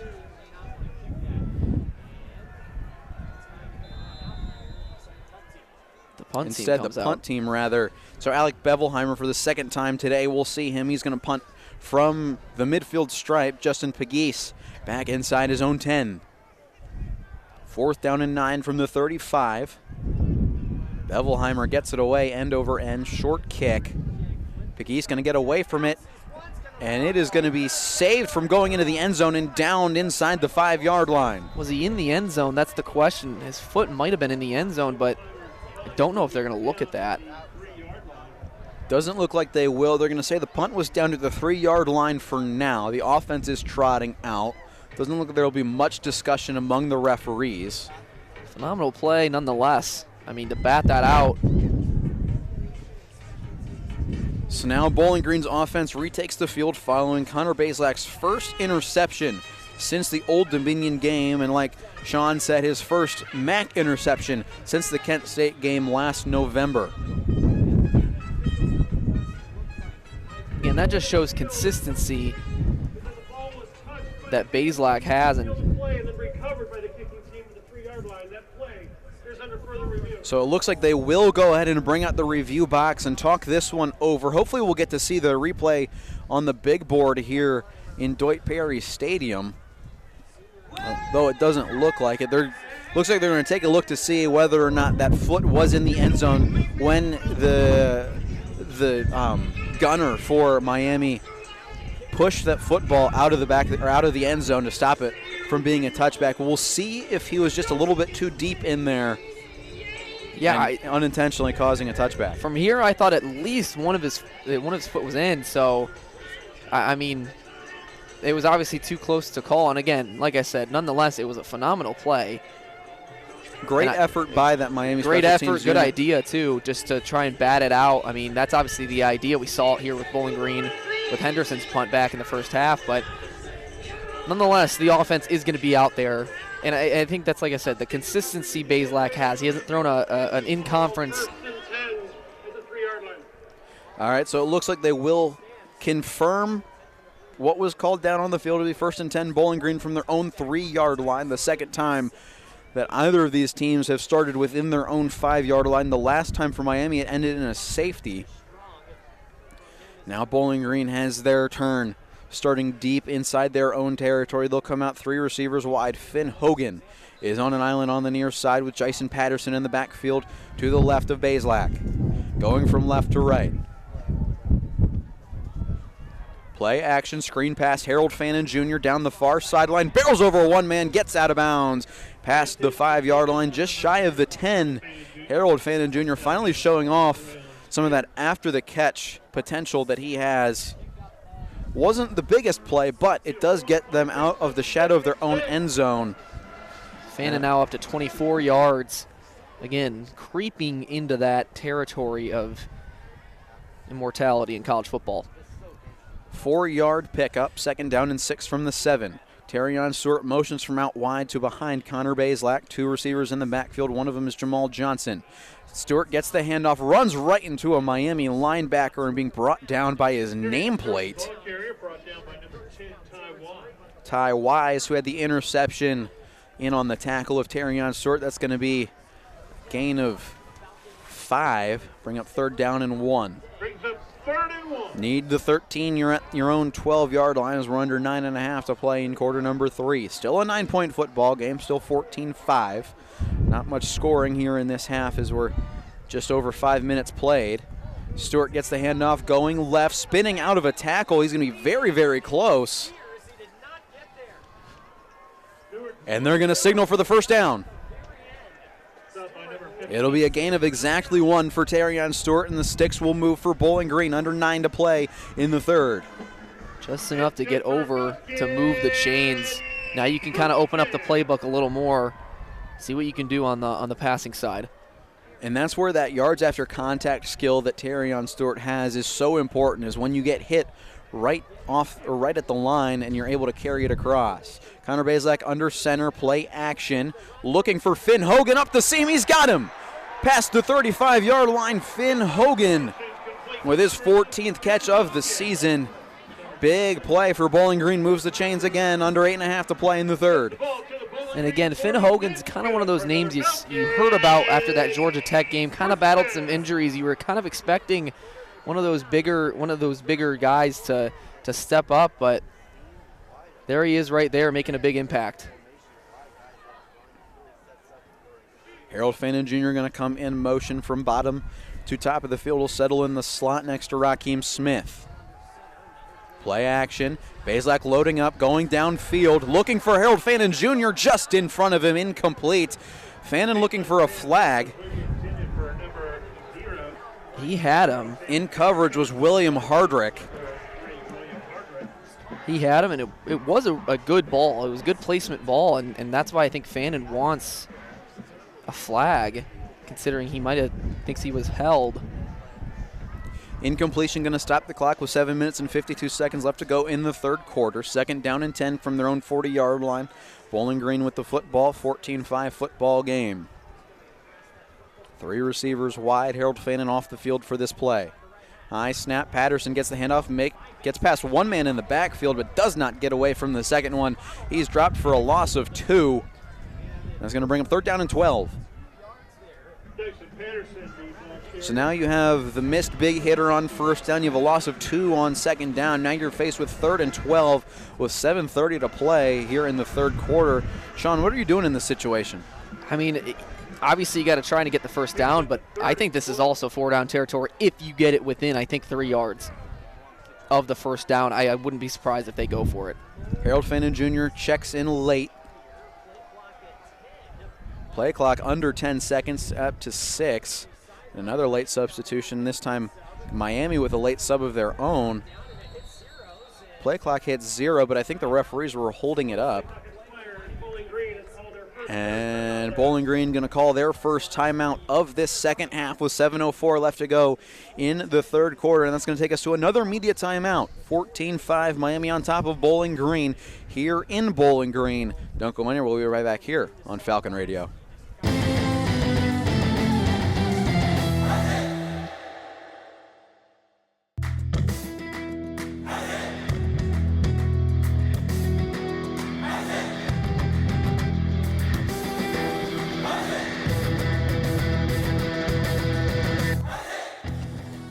Are you a fan of BG Falcon Media and the Falcon Media Sports Network? You can show your support for BGSU student media by donating at the bottom of the page of stories on bgfalconmedia.com.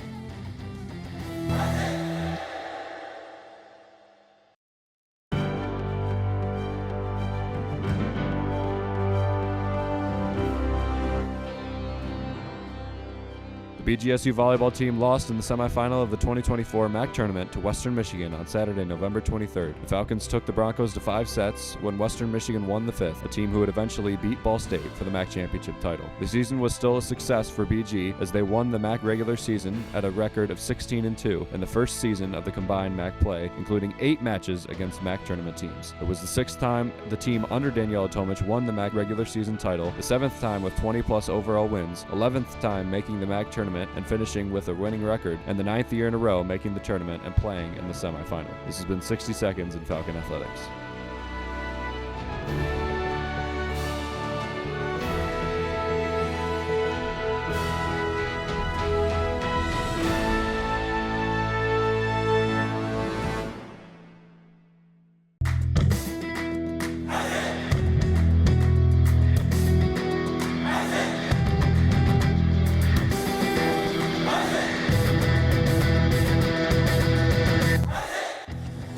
Don't have time to tune into a BGSU sports broadcast? Falcon Media Sports Network will have you covered with live updates of home BGSU athletic events. To follow along, head over to @BG_FMSN on Twitter X.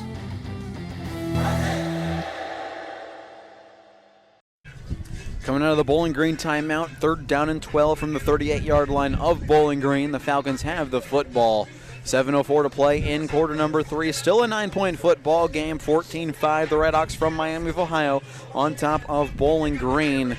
And it's been a brutal second half. It's been a brutal game overall, especially for the Bowling Green offense. No points to show for it. You've got 3 points from a Zach Long field goal, and you've got a safety that gives you those 5 points. Offense really needs to lock in here. As Connor Bazak going to come out empty set. 3 receivers lined up to the top of the field. Rakeem Smith going to come and settle in the slot on the far side. Bazak, of course, throwing on third and long, pressure in his face, steps up, gets rid of it. Was trying to find Levi Gazarik, but just threw it out a little bit too far. And Connor Bazak is slow to get up after a big hit from Miami. Some good sportsmanship right there from Miami. The defensive lineman helped them up, but again, as I mentioned before the break, even if you do get close, I wouldn't, that's 4-down territory at this point in the game, but an incompletion obviously still brings up 4th and 12, so it brings out the punt unit and Henderson. John Henderson Feels like we've been saying his name quite a bit. He gets the punt away, end over end, kicking into the wind, so a short kick gonna die and roll. It started going backwards, taking a Miami roll, but Bowling Green was able to jump on top of it before it crossed the 40-yard line. So the 39 is where Miami will take over to start this drive. 14-5 they lead. They haven't had a touchdown since the end of the first half on that Reggie Virgil tip drill touchdown. Bowling Green's defense, that's really a lot to their credit. Aside from those 2 touchdowns, they've kept this Miami offense in check for the most part, and the Redhawks going to take the field 3 wide. Running back in the backfield behind Gabbard as they lead by 9. Tight end Cold Iron moves across the line of scrimmage from left to right. Handoff met in the backfield is Mosey, and they'll say he got back up to the line of scrimmage, so there'll be no gain on the forward progress. 2nd down and 10, clock rolls. Brockhorn in there again. Clock rolls under 6.5 to go in quarter number 3. 2nd down and 10 from the 39-yard line. And Miami not much of a hurry. Under 15 seconds on the play clock. Gabbert alone in the backfield, empty set 5 wide. Bowling Green defensive front shifts. 5 seconds on the play clock. 3, 2, 1. Gabbert just gets it off. Bowling Green only rushing 3. Finds a man in the zone. Knocked away by Ja'Cory Benjamin. Incomplete pass brings up 3rd down. Almost a 3rd interception by the Bowling Green defense right there. Almost nearly. But good defense nonetheless, which brings up a 3rd and 10 and does stop the clock. I think, they were obviously trying to juice out the clock right there. Use as much time as you can. I mean, they got the 9-point lead. That's a two-possession game. Reggie Virgil was the intended target. Ja'Cory Benjamin did a great job of diving in front of that one to swat it away. 4 wide look for the Redhawks. Bowling Green looks like they're going to rush 4. Tight end comes in motion. Throwing screen pass for McDonald. Bowling Green comes crashing down, and McDonald only gets to about the 44-yard line. That will not be enough for a 1st down. It's going to bring up 4th down at about 5. Again, this Bowling Green defense just coming up again and again and again. Obviously, like you said, other than really those 2 pass touchdowns by Miami, this Bowling Green defense has really played lights out. Especially not just this game, but the second half of the season, that they really started to turn it up. Bevelheimer on to punt away again. 3rd time we've called his name. Bowling Green going to bring the house. Nobody gets home. Punt is away, end over end. Pegues going to let it roll out of bounds just shy of the 15-yard line. Looks like the 16 is where the Falcons offense will take over for their next drive. But not before we hit another media timeout. 14-5, Miami leads, but Bowling Green has the football at their own 16 when we come back.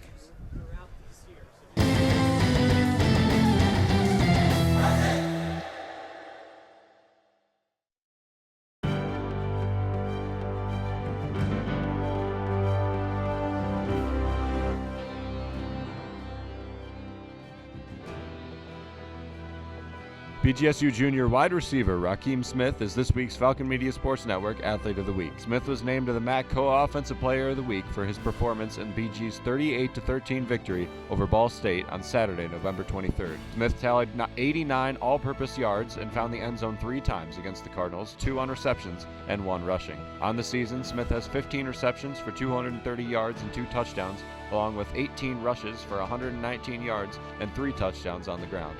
This has been Falcon Media Sports Network's Athlete of the Week.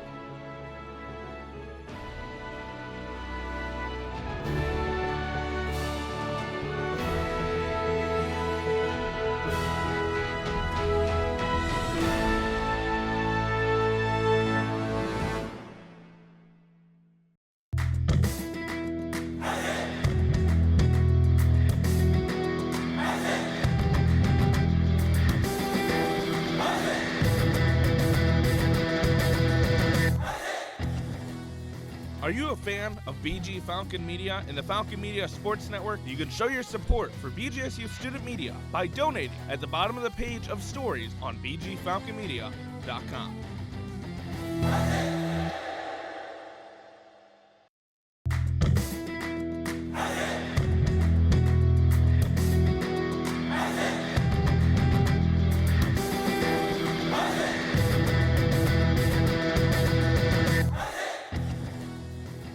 a fan of BG Falcon Media's live sports talk show, The Swoop? While there will be no more productions over winter break, episodes will air again every Tuesday beginning on January 28th only on the BG Falcon Media YouTube channel.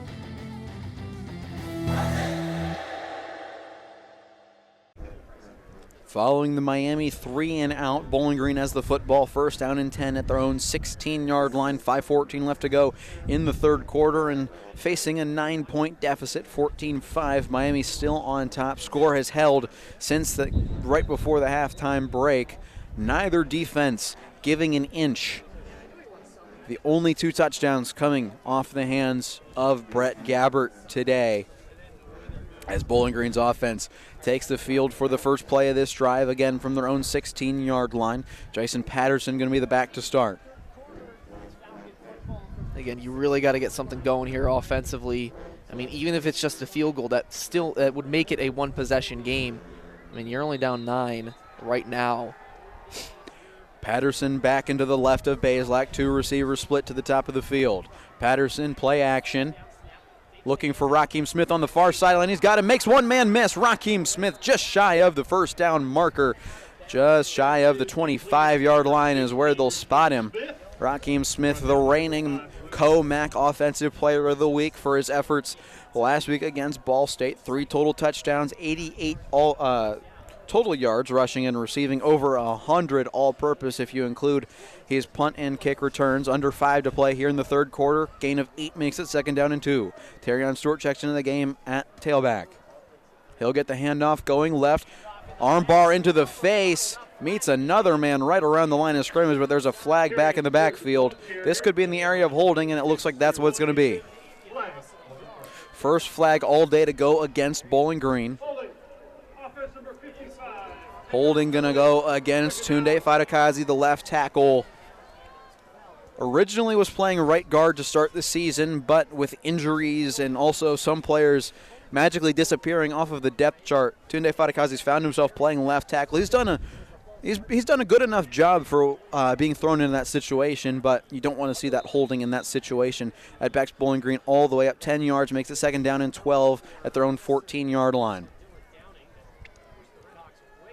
Bazelak to throw on second down, pressure in his face. He's going to escape out to his right. He's just going to huck it down in the area of Harold Fannin. Going to bring up third down and 12. I mean, this Miami Red Hawk defense just continues to just put pressure on Bazelak, putting him in uncomfortable situations, causing him to throw it away, incompletions and all that. Clock stops with 4:23 left to go in the third quarter. Third down and 12 from the 14-yard line. A promising drive could again be halted by negative yardage.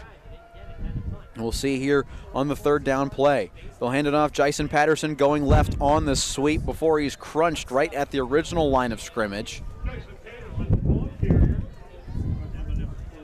And I'm wondering if you're noticing the same thing, Sean. I feel like Connor Bazelak might be reverting a little bit back to the Connor Bazelak of last season, where he was very banged up last season and was at that point afraid to take another big hit. And I feel like we might be seeing this same situation here. Obviously, you don't want to get sacked in that scenario where it's third and long or second and long or whatnot. You convert on the third down for the defense. Just when's this offense gonna, Miami was 3 of 4 on third downs in the first half, and now they're 3 of 7. Screen pass going for Virgil. Gets past the 50-yard line, but no further than the 49. He'll still be about 2 yards shy of the first down marker. Brings up fourth down and short. Looks like the punt unit is going to come out again, as I was just mentioning. Bowling Green stops him on third down. When is this, we keep saying, when is this offense going to, find their footing? I mean, this offense has had really dominant games, but then, like I said, you look at that Northern Illinois game, and this is giving a same vibe. They just couldn't get anything rolling offensively.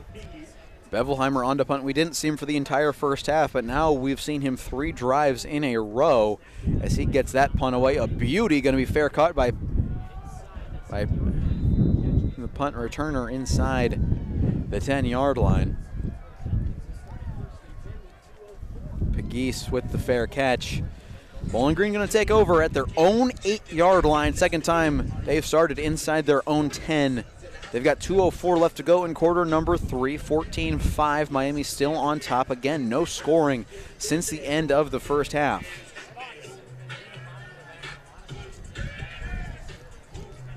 Bazelak going to start with Pegues and Raheem Smith in the backfield to his right and two and behind him respectively.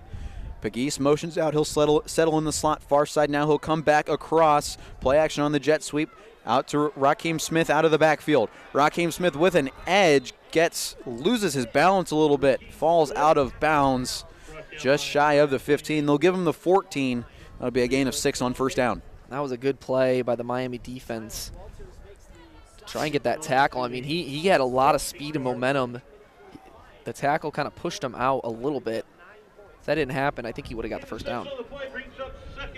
Second down and 4 up to the 14-yard line. Of course, gain of 6. Jason Patterson is in the backfield, and Connor Bazelak going to split out wide. Fannin going to take the Wildcat snap going left. Fannin just dives forwards to the 16-yard line. That'll be a gain of 2 and bring up third down and 2. Again, another third down situation for Bowling Green. This one maybe a little more manageable than the past few, but nonetheless, you still got to convert. Bowling Green struggling on third down. They're 1 of 9 today, and they've got 63 seconds left to go here in quarter number 3. Bazelak under center, I formation. He'll pitch it to Harold Fannin Jr., who's going to throw with it, forced out to his right. He's got Levi Gazarek, who hauls it in on the second effort right at the 25-yard line. That'll move the chains for Bowling Green. First completed pass of the day for Harold Fannin Jr. And in the Mackey Ward conversation, Penn State fans always bring up how Tyler Warren has more passing yards than the rest of the tight ends. And now Harold Fannin Jr. has his first pass completion of the season. It goes for about 11 yards and a Bowling Green first down. Tight end to tight end. Harold Fannin to Levi Gazarek. That was a little bit of a fun play. It seemed dead at first, but thankfully Harold was able to get it out. Play action looking for Raheem Smith on the far side. Got him at the 30-yard line. Stops now. Goes back again. Close to that line to gain. Stop and start. He'll be about 2 yards shy. It'll bring up second down and 2 up to the 33-yard line, and that will most likely be the last play of the third quarter. We've got 5, 4, 3, 2, and 1. That will take us to the end of the third quarter of action, 14-5. Miami still leads after a scoreless third quarter. Bowling Green with the football on their own 33-yard line. Second down and 2 when we come back. You're listening to Falcon Football right here on Falcon Radio.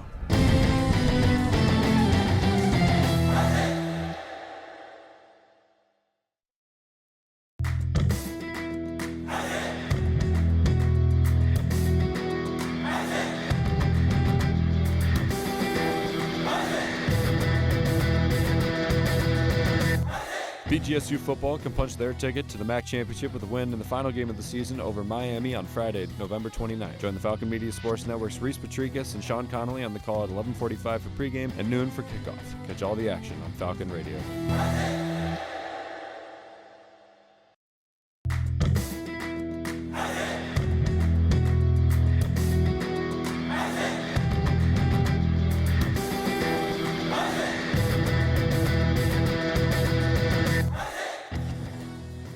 Are you a fan of BG Falcon Media's live sports talk show, The Swoop? While there will be no more productions over winter break, episodes will air again every Tuesday beginning on January 28th only on the BG Falcon Media YouTube channel.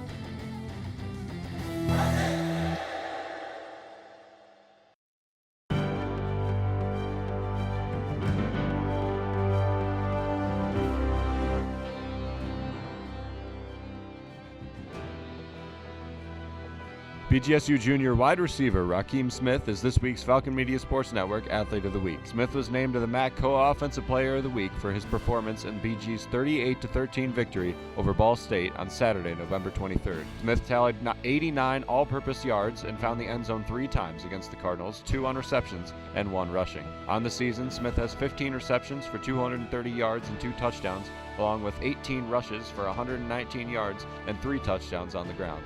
This has been Falcon Media Sports Network's Athlete of the Week.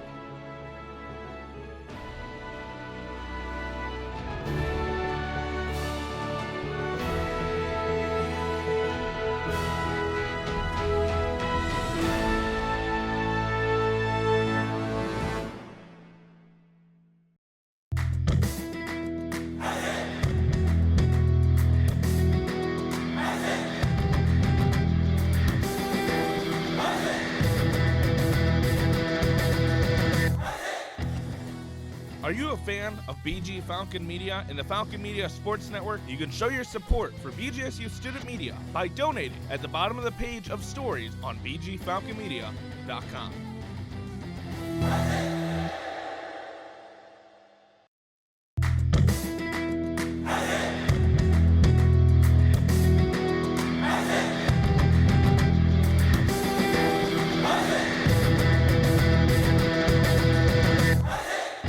BGSU Hockey is back in the Slater Family Ice Arena for the first game against Michigan Tech on Friday, November 29th. Join the voice of Falcon Hockey, Ben Korak, on the call at 6:45 for pregame and 7 p.m. for the puck drop on WBGU 88.1 FM.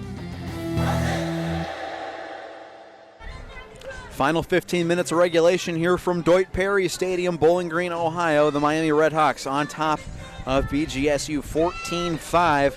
Bowling Green has the football, second down and 2 at their own 33-yard line with the new quarter. The field's flip. Bowling Green now driving from right to left. Potential thing to note, Bowling Green now going with the wind as opposed to into the wind. And Bazelak is going to throw on second down and 2. He's got Harold Fannin Jr. past the sticks, dicing his way up past the 40-yard line, still on his feet past the 45. Harold on Strader in coverage of Raheem Smith. I saw what they were doing over there, Sean. They had 3 receivers lined up in kind of a shield formation in front of Harold Fannin. Fannin was playing fake screen. Defense did not fall for it. Rayon Strader there for his 15th pass breakup of the season. Yeah, that was just good defense, as you mentioned, by Strader. Trying to go to Raheem Smith, and Strader read the coverage. Almost intercepted it. Incomplete pass forces the clock to stop. 13:03 left to go in regulation. Second down and 10 from the 31-yard line of Miami. 3 receivers out wide. Harold Fannin Jr. on the near side boundary. Now he'll motion in a little bit closer to Finn Hogan. Bazelak to throw, steps up in the pocket. He'll dump it off to Levi Gazarek in the flat. Gazarek past the 25-yard line. He is upended, flipped over the top of Silas Walters. And he's down to the 24-yard line. That'll bring up third down and short. 7 on the catch for Levi Gazarek. Now already with 3 catches this afternoon.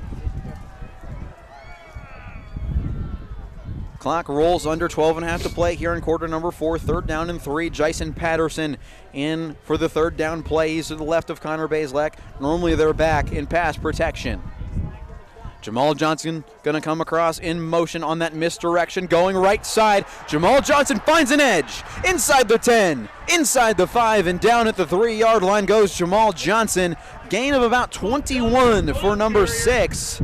And Bowling Green inside the 5-yard line. Looks like they'll get him down to the 2 as we tick under 12 to play here in regulation. Again, that misdirection play that they like to run probably about 4 or 5 times a game, and that one really was probably the biggest one they've ran all year. I would say that, or there was one in the Penn State game that Jamal Johnson did take for a touchdown. But I see what you're going with, Sean. This it's situationally, that is probably the best you could get. Jason Patterson muscles his way in for the 2-yard score.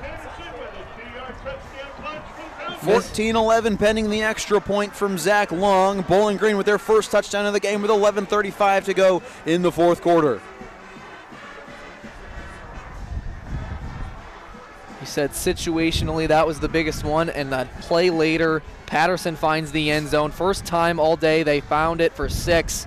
Obviously PAT pending, and now this is a whole different ball game. Your defense is playing well. You finally found the end zone. Offense finally found some sort of rhythm.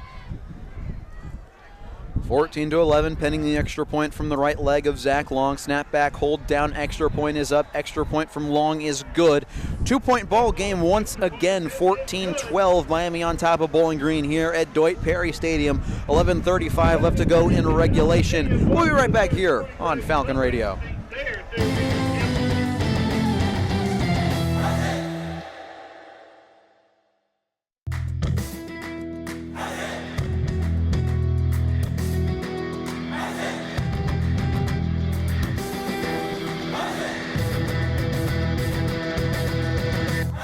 BGSU football can punch their ticket to the MAC Championship with a win in the final game of the season over Miami on Friday, November 29th. Join the Falcon Media Sports Network's Reese Patrikas and Sean Connolly on the call at 11:45 for pregame and noon for kickoff. Catch all the action on Falcon Radio.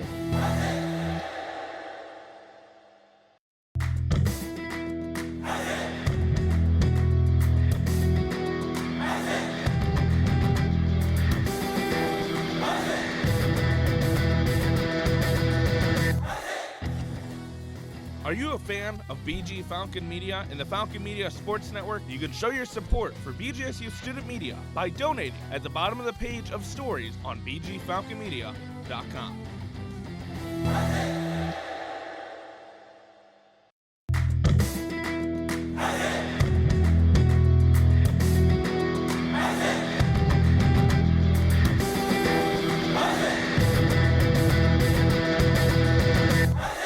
BG Hockey drops puck in the second game of a two-game set against the Michigan Tech Huskies on Saturday, November 30th. Join the voice of Falcon Hockey, Ben Korak, at 6:45 for pregame and 7 p.m. for game time on WBGU 88.1 FM.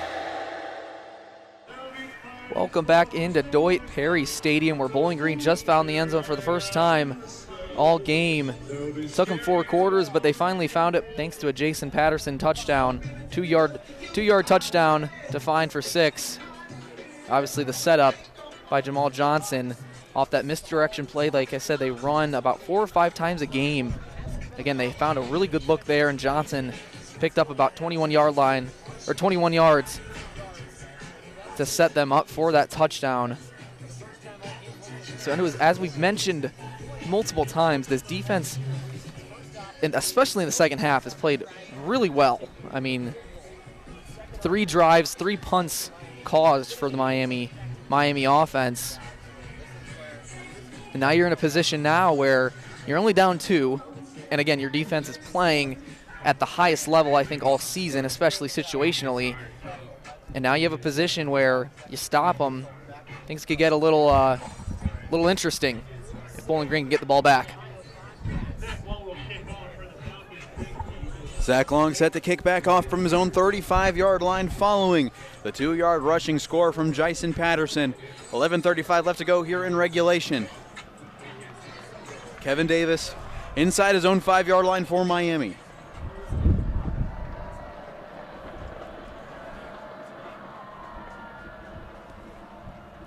Long boots it away with the wind.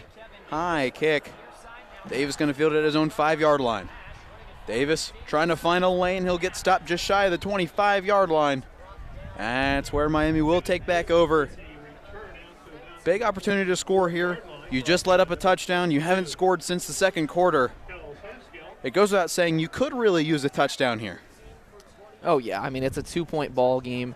I mean, a field goal, obviously, it forces Bowling Green to have to find the end zone again in order to defeat you. But I still think that, you know, like as mentioned, the Bowling Green defense has played exceptional in the second half.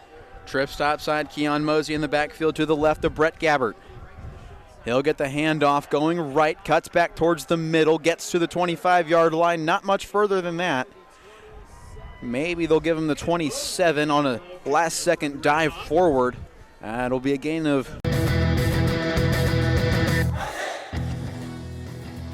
BGSU men's basketball battles Weber State on Friday, November 29th at 1 p.m. Falcon Media Sports Network will have a preview and recap on bgfalconmedia.com.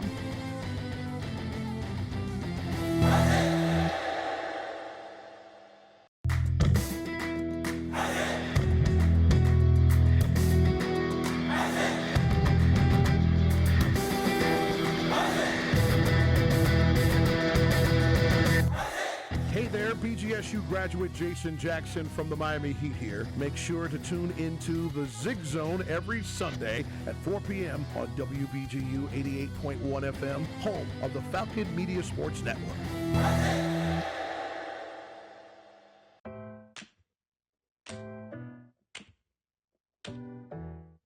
Hi, I'm Lauren Hovey on the BGSU volleyball team, and these are my Falcon 4 off-day activities. My first one would be spend time with family and friends if they're in town, because I love them. My second one would be read my book, because it's relaxing. My third one would be go get coffee, because who doesn't love coffee? And my fourth one would be go get groceries so I can make food for the week.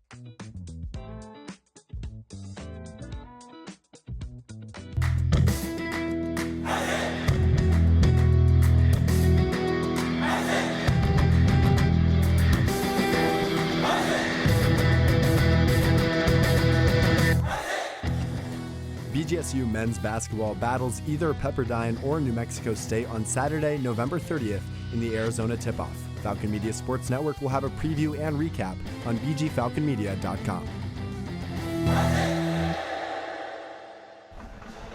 Following the long touchdown to Javon Tracy, Bowling Green to get the football back with 10:35 left to play here in the fourth quarter of action here from Bowling Green, Ohio. Can't stress it enough. Trip to Detroit on the line. One of these teams, if they win, assuming that Ohio score holds, only one of these two teams will be playing Ohio in Detroit. Win and in. 10:35 separating one of these schools, and a trip to play at Ford Field next Saturday at noon. Yeah, that score in that Ohio-Ball State game, 35-14 now, end of 3. Ohio obviously on top still. So this is Creepling making it. One of these teams are in, as you just mentioned, Reese. Jason Patterson, Raheem Smith back deep for Bowling Green to receive this kickoff from Miami following the 70-plus yard touchdown by Javon Tracy. Kick is away into the wind. Raheem Smith gonna watch it fly out the back of the end zone for a touchback. And the offense will take over at their own 25-yard line with 10:35 to play with before the end of regulation. And again, can you find that momentum you had on that previous drive? See what you can do, trying to find the end zone again and make it, again, maybe a little more interesting. But again, that touchdown by Miami is just so killer, especially that it wasn't just a long drive, but it was just 2 plays, they found the end zone. 3 receivers going to come out wide for the Falcons. Malcolm Johnson going to come in motion from top to bottom of the field. He'll settle on the boundary near side. Patterson, the back, looking for Malcolm Johnson on the quick hitter at the 30-yard line. He's got him. Gain of 5 on first down, brings up 2nd down and 5. Johnson looking for a flag. Rayon Strader with a little late contact after he was out of bounds, flung him down. No flag on the play. Again, both these referees letting both of these teams play. We've only seen 2 penalties, one from either side. One holding for BG and one unsportsmanlike conduct penalty. Patterson gets the carry on 2nd down, no play action. Looking for Harold Fannin Jr., broken up. It was in the hands of a Miami defensive back. And Harold Fannin Jr. had to play defense there on that one and pry it out of the hands of Silas Walters. You know, I can't remember which press conference it was, but Bazelak mentioned he doesn't force it to Fannin. And it seems like today he's done that multiple times, where he's trying to force it into him. Looks there like there were 3 white jerseys in the area. Bazelak throwing over the middle of the field for Finn Hogan, underthrown. Hogan was streaking up the seam and had to stop and come back for it. Got crunched between 2 Miami defenders, and that's going to bring John Henderson out to punt. Not the best drive you want following the Miami quick touchdown. Only took about 40 seconds off the clock. There's 9:54 left to play in the final quarter. 21-12 the score still. Henderson to punt from his own 15-yard line. 4th down and 5 from the 30-yard line of Bowling Green. Henderson gets it away end over end with the win. Fair caught by McDonald inside the 30-yard line. 29 is what they'll give him. And now Bowling Green's defense on a short rest, coming back out after giving up the 2-play long touchdown. Yeah, I mean, this is just must-stop territory, obviously, for Bowling Green. I mean, you really can't let them even get a field goal. I mean, anything more than a 3-and-out, maybe a few plays after that, is just going to be killer for Bowling Green. 9:48 for Miami to burn off the clock for a chance to go to Detroit. 21-12, 1st down and 10 from their own 29-yard line. Gabbert going to bring the tight end in motion.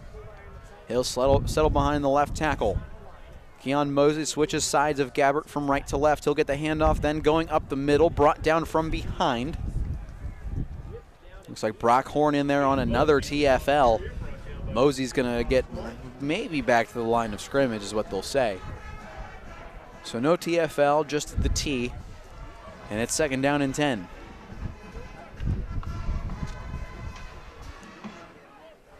Clock continues to roll, 9:22 and counting left to go here in quarter number 4.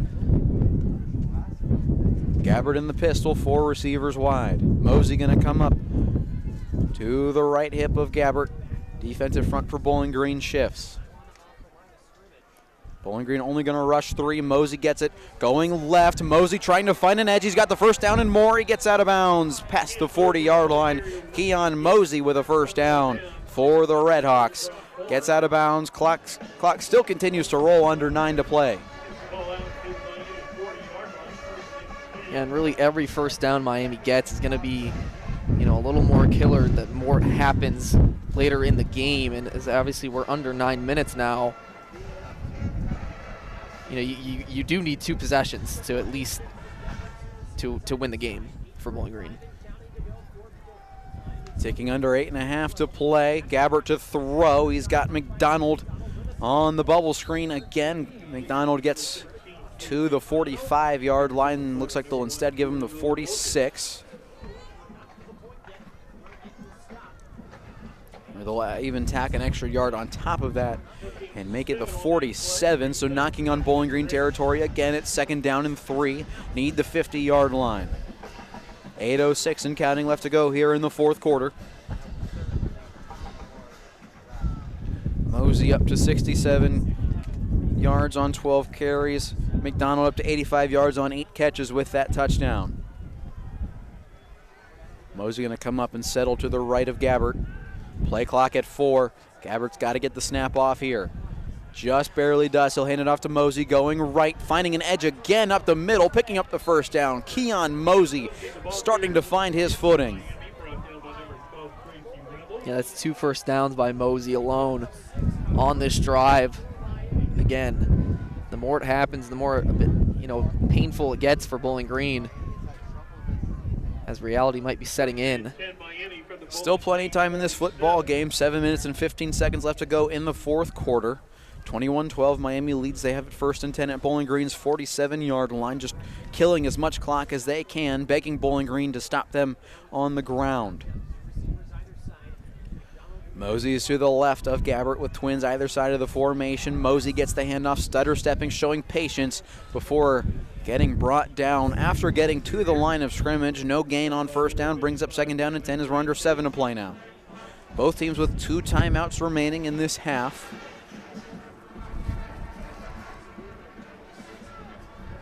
Evan Branch Haynes in on the stop of Mosey.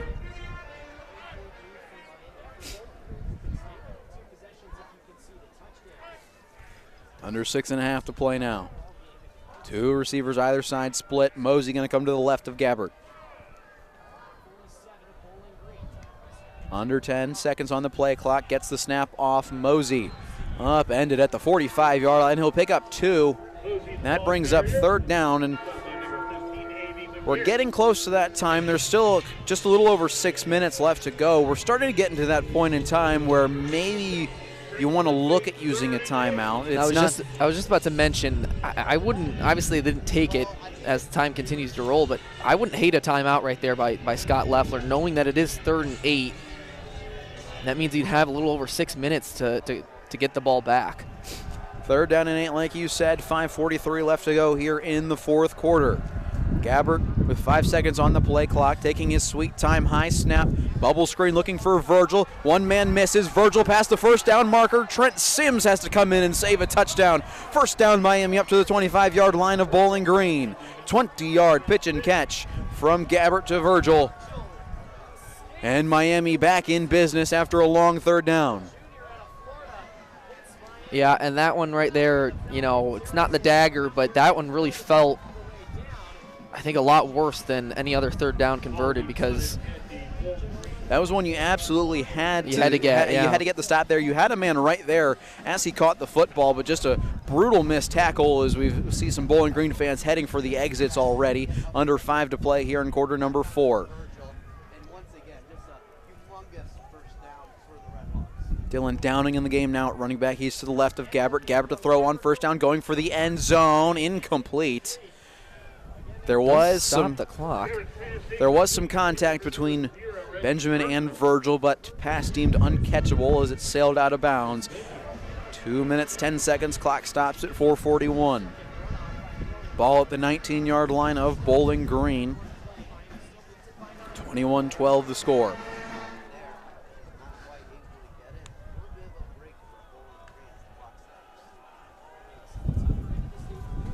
Downing takes his spot to the left of Gabbert. Screen pass looking for McDonald.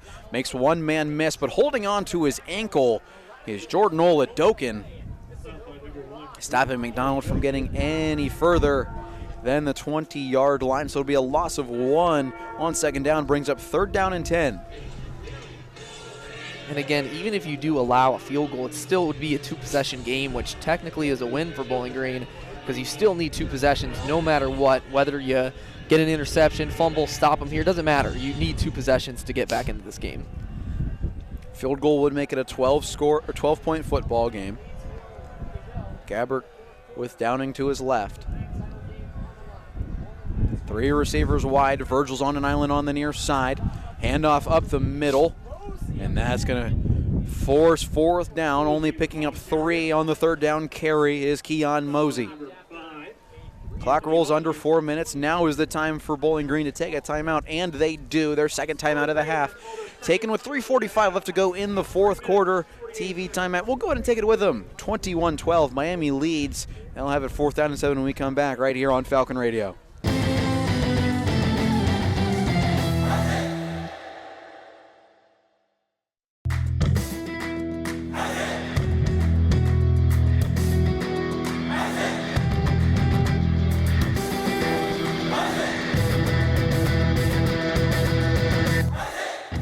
Basketball will travel to the Daytona Beach Classic for the Thanksgiving tournament to take on Stetson Friday, November 29th, and Arkansas Saturday, November 30th. Join Falcon Media Sports Network's Caden Knapp on the call both days at 1 o'clock p.m. for pregame on WBGU 88.1 FM.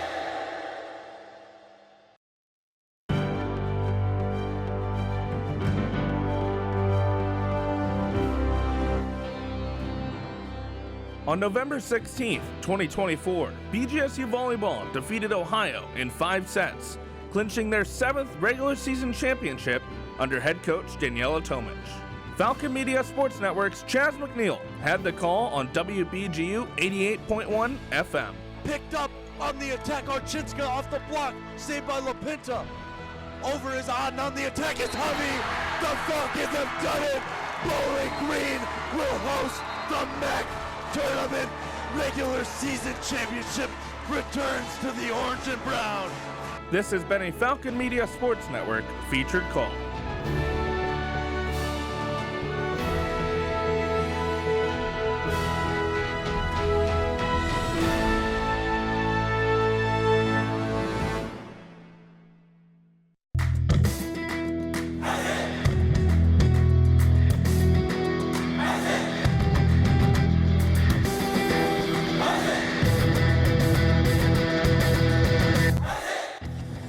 Don't have time to tune into a BGSU sports broadcast? Falcon Media Sports Network will have you covered with live updates of home BGSU athletic events.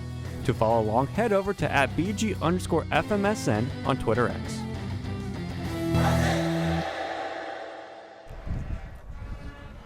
Fourth down, 8 yards to go for Miami. 3 minutes and 48 seconds to play with before the end of regulation. Miami has the rock at the 22-yard line of Bowling Green. 9-point football game, 21-12. Miami, the Redhawks, on top with a chance to go to the Mid-American Conference Championship game.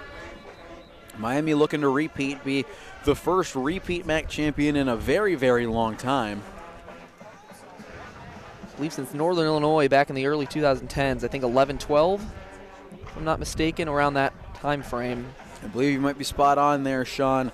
Offense for Miami stays out on 4th down and 8, trying to get into the end zone and truly put this football game away. 9-point game. Bowling Green's defense spread out. Looks like they're going to rush 4-2-5 look as the media timeout ends. Not a bad decision either by Miami. Gabbert with Downing to his right. 3 receivers split wide. Virgil on an island on the near side, matched up with Ja'Cory Benjamin. Gabbert looking left, throwing left, incomplete. Pass was low, looking for Javon Tracy. That's going to be a turnover on downs. Bowling Green takes over at their own 22-yard line. 3:45 left to go here in regulation. Only 3 seconds come off on that quick incompletion by Brett Gabbert. Now Bowling Green's offense really has to get the gears turning. Yeah, you got 3:45 to work with. You're down 9 with 1 timeout in your back pocket. Jason Patterson in the ball game at tailback to start. He's to the left of Connor Bazelak. 3 receivers split to the top of the field, 1 on the near side. Bazelak to throw on first down. Pressure coming from behind him. Gets it knocked up in the air. Fannin there to haul it in. Still on his feet, getting to about the 24-yard line. Harold Fannin Jr. with a great heads-up play to prevent an incompletion, or even worse. He'll pick up about 2 on first down, brings up 2nd down and 8. And Chuck Martin wants it to continue to roll the clock, but I believe Fannin got out of bounds on his own terms. I believe if you're pushed out of bounds, the clock going will backwards, it would continue to roll, but the clock will now roll under 3.5 minutes. Play action, pressure in his face. Bazelak goes down. Brian Uwu in there for the big sack to force a long 3rd down for Bowling Green. That was just worst case scenario for Bowling Green. Clock continues to roll. Now you're at 3 minutes, 3rd and 16. Loss of 8 on 2nd down brings up 3rd down and 16. Clock rolls under 3 minutes. Redhawks rush 4. Bazelak airing it out, looking for Johnson at the 30-yard line, just a yard or 2 shy of the sticks. Had to come back for it. Looks like they'll give him the 29 instead, so it'll bring up 4th down and 3. Clock now under 2:40. 4th down and 3. Offensive course out there to go for it.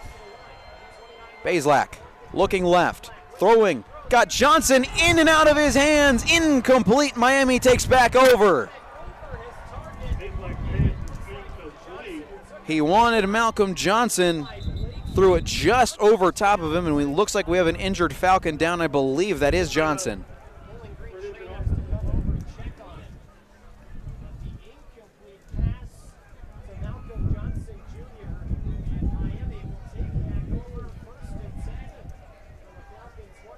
Yeah, and that sack really just set them back. I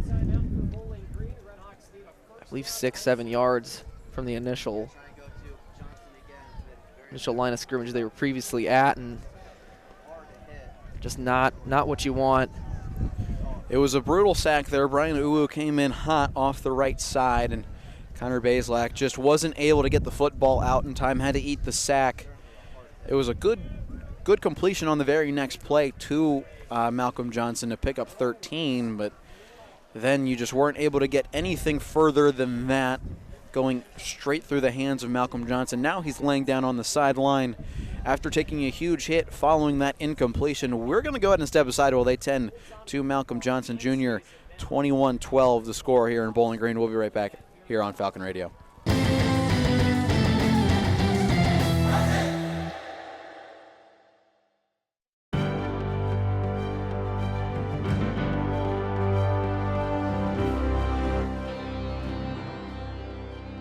On November 1st, 2024, BGSU men's soccer defeated nationally ranked Western Michigan for the first time in a decade.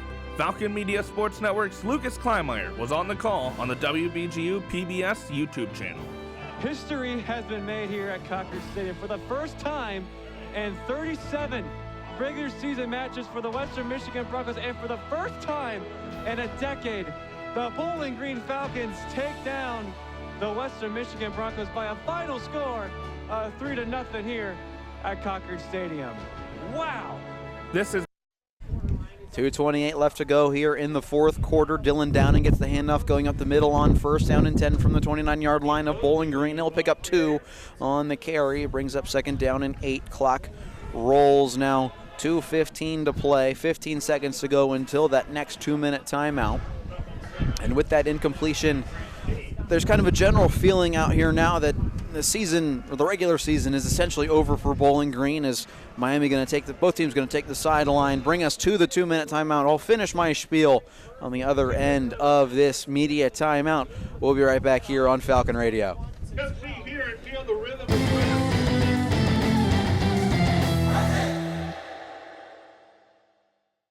This is Jay Crawford, former ESPN SportsCenter anchor and proud former member of the BGRSO sports organization right here.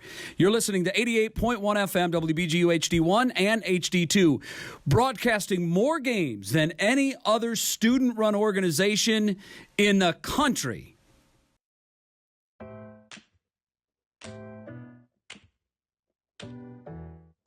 Hi, I'm Lauren Hovey on the BGSU volleyball team, and these are my Falcon 4 off-day activities. My first one would be spend time with family and friends if they're in town, because I love them. My second one would be read my book, because it's relaxing. My third one would be go get coffee, because who doesn't love coffee? And my fourth one would be go get groceries so I can make food for the week.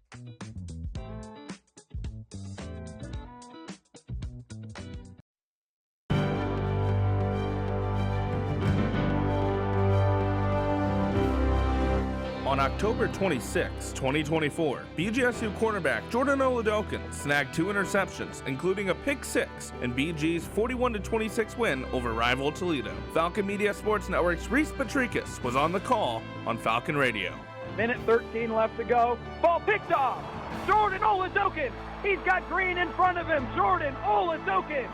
10, 5, touchdown Bowling Green. Ball game.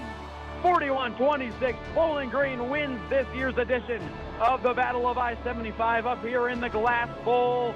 This has been a Falcon Media Sports Network featured call.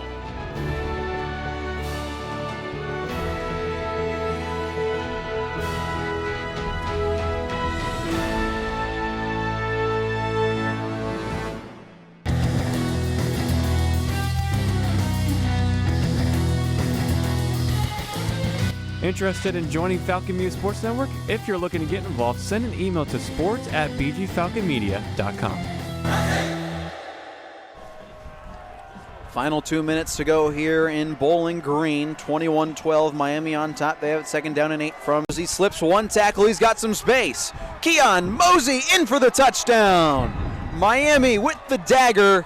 It's 27-12, pending the extra point with $1:52 to play here in the fourth quarter. Salt in the wound for Bowling Green. I mean, that one is just, you'd think a few runs here and there, end the game, but to Miami's point, I mean, Bowling Green has to stop them. I mean, Mosey had the lane. Why would he not take it in? There was someone in the backfield who just barely missed Mosey. It was either Charles Rosser or Joe Sipp. One of them had a chance at him in the backfield, whiffed on it. Mosey did the rest, taking it in for a touchdown. Extra point from Miami is good, 28-12, with $1:52 to play here in quarter number 4. And now that home sideline that wasn't super full to begin with due to it being cold and Thanksgiving weekend and Black Friday and this such. As there's an illegal substitution penalty going against Bowling Green, it will be declined. They had 12 men on the field, didn't matter. And as I was saying, as a lot of those decked out in orange and brown, heading to the side, or heading to the exits after what is a soul-crushing loss, what will be the second loss in MAC play for Bowling Green, their first loss since October 12th against NIU. Game's not over, of course. There's a minute 52 to play with. Anything is certainly possible. And it is still technically a 2-possession It is a game. 2-score ball game still, 16-point lead for Miami. But between the cold and the fact that this game looks to be about as good as over, lots of Falcon faithful heading for the exits.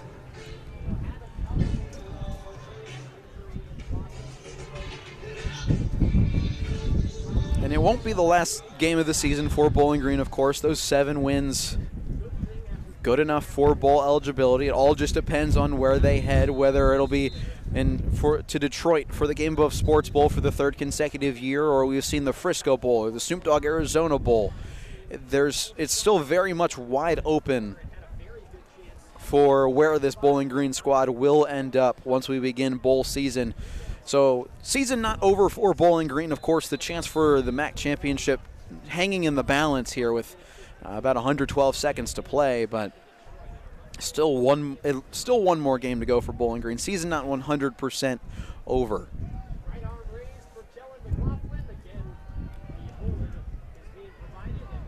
Kick away into the wind, going to be fielded by Ian Drummond and blown dead. Number 16 of the kicking team made a fair catch signal. So Ian Drummond caught the football, but Rakeem Smith signaled for a fair catch. So the ball will be spotted where Drummond originally fielded it, and Rakeem Smith was behind Drummond, so Drummond couldn't really see that he had signaled for the fair catch. So when he ran with it, Miami was looking for a flag. Did not get it. Bowling Green with the football on their own 25-yard line. And yeah, as you mentioned, season's not over, and there's still a lot to play for. You still could get that 8th win, which would be the best finish since 2015. So there's still a lot to play for. Obviously, last year they finished with the same record they did a year before. But again, obviously heartbreaking for Bowling Green. Bazelak to throw, pressure in his face, steps up right into his own man, right into the back of Jake Burns, and he's tapped down for a sack at the 15-yard line, and we've got an injured Bowling Green Falcon. Looks like that's Nate Pabst, the left guard. Injury timeout down on the field is Chuck Martin on the near sideline trying to get an explanation from the side judge on what the deal was, I would assume, with that last kickoff. 10 seconds tick off the clock on the sack. It'll be 2nd down and 17. Following the sack. With the injury to Nate Pabst, with it being under 2 minutes to play, there's a 10-second runoff. So after 10 seconds come off the clock, 10 more come off, which we've got a $1:32 now left to go as Nate Pabst has to be helped up off the field. Hopefully he is okay. He's been really a mainstay of this offensive line throughout the last 2 years. Started as a defensive lineman, made the transition over last year. Started every game. Played a lot of time at right guard last year. Played a lot of time at left guard this season. Spent some time at left tackle as well. Hopefully he is okay. Looks like Cade Zimmerly will take his spot, the junior from Perrysburg, a former PFF freshman All-American back in 2021. Bazelak over the middle, looking for Harold Fannin, tipped up and incomplete. Matt Salopek got a paw on it, looking for Harold Fannin, trying to get him that record. Yeah, I mean, I guess if you have one thing to do, potentially, you know, Fannin potentially might not play in the bowl game, assuming he doesn't want to get, or assuming he declares for the NFL draft. Bazelak again on 3rd and 17, steps up. He'll dump it out to Fannin in the flat. Tries to hurdle a man. He'll get back up to the 20-yard line. Harold Fannin Jr. picks up 7, or 6 rather, and Bowling Green will take their last timeout of the half. Clock will reset to 1:19, got down to 1:10 before the referees made the signal that Bowling Green burned their final timeout. So no more timeouts for the next 1 minute and 19 seconds for Bowling Green. Still a 16-point football game, but Bowling Green very deep in their territory at their own 21-yard line. It's 4th down and 12, and they are in need of a miracle. Harold Fannin Jr. just needs 12 more yards to break the record. I wouldn't be shocked if in this situation they look his way right around the sticks. They need 12 for the first down. Harold needs 12 for the record. Maybe just send Harold out there around the sticks, try and have Bazelak fitted into him, give him the record, pick up the first down, and keep the drive moving with the potential to at least go in and score and make this final box score a little bit more appealing to the eye. And, you know, obviously there wasn't really much positive this whole game for Bowling Green. I guess their defense really played well, but on the offensive side of the ball, if you can break the record here, I mean, that's obviously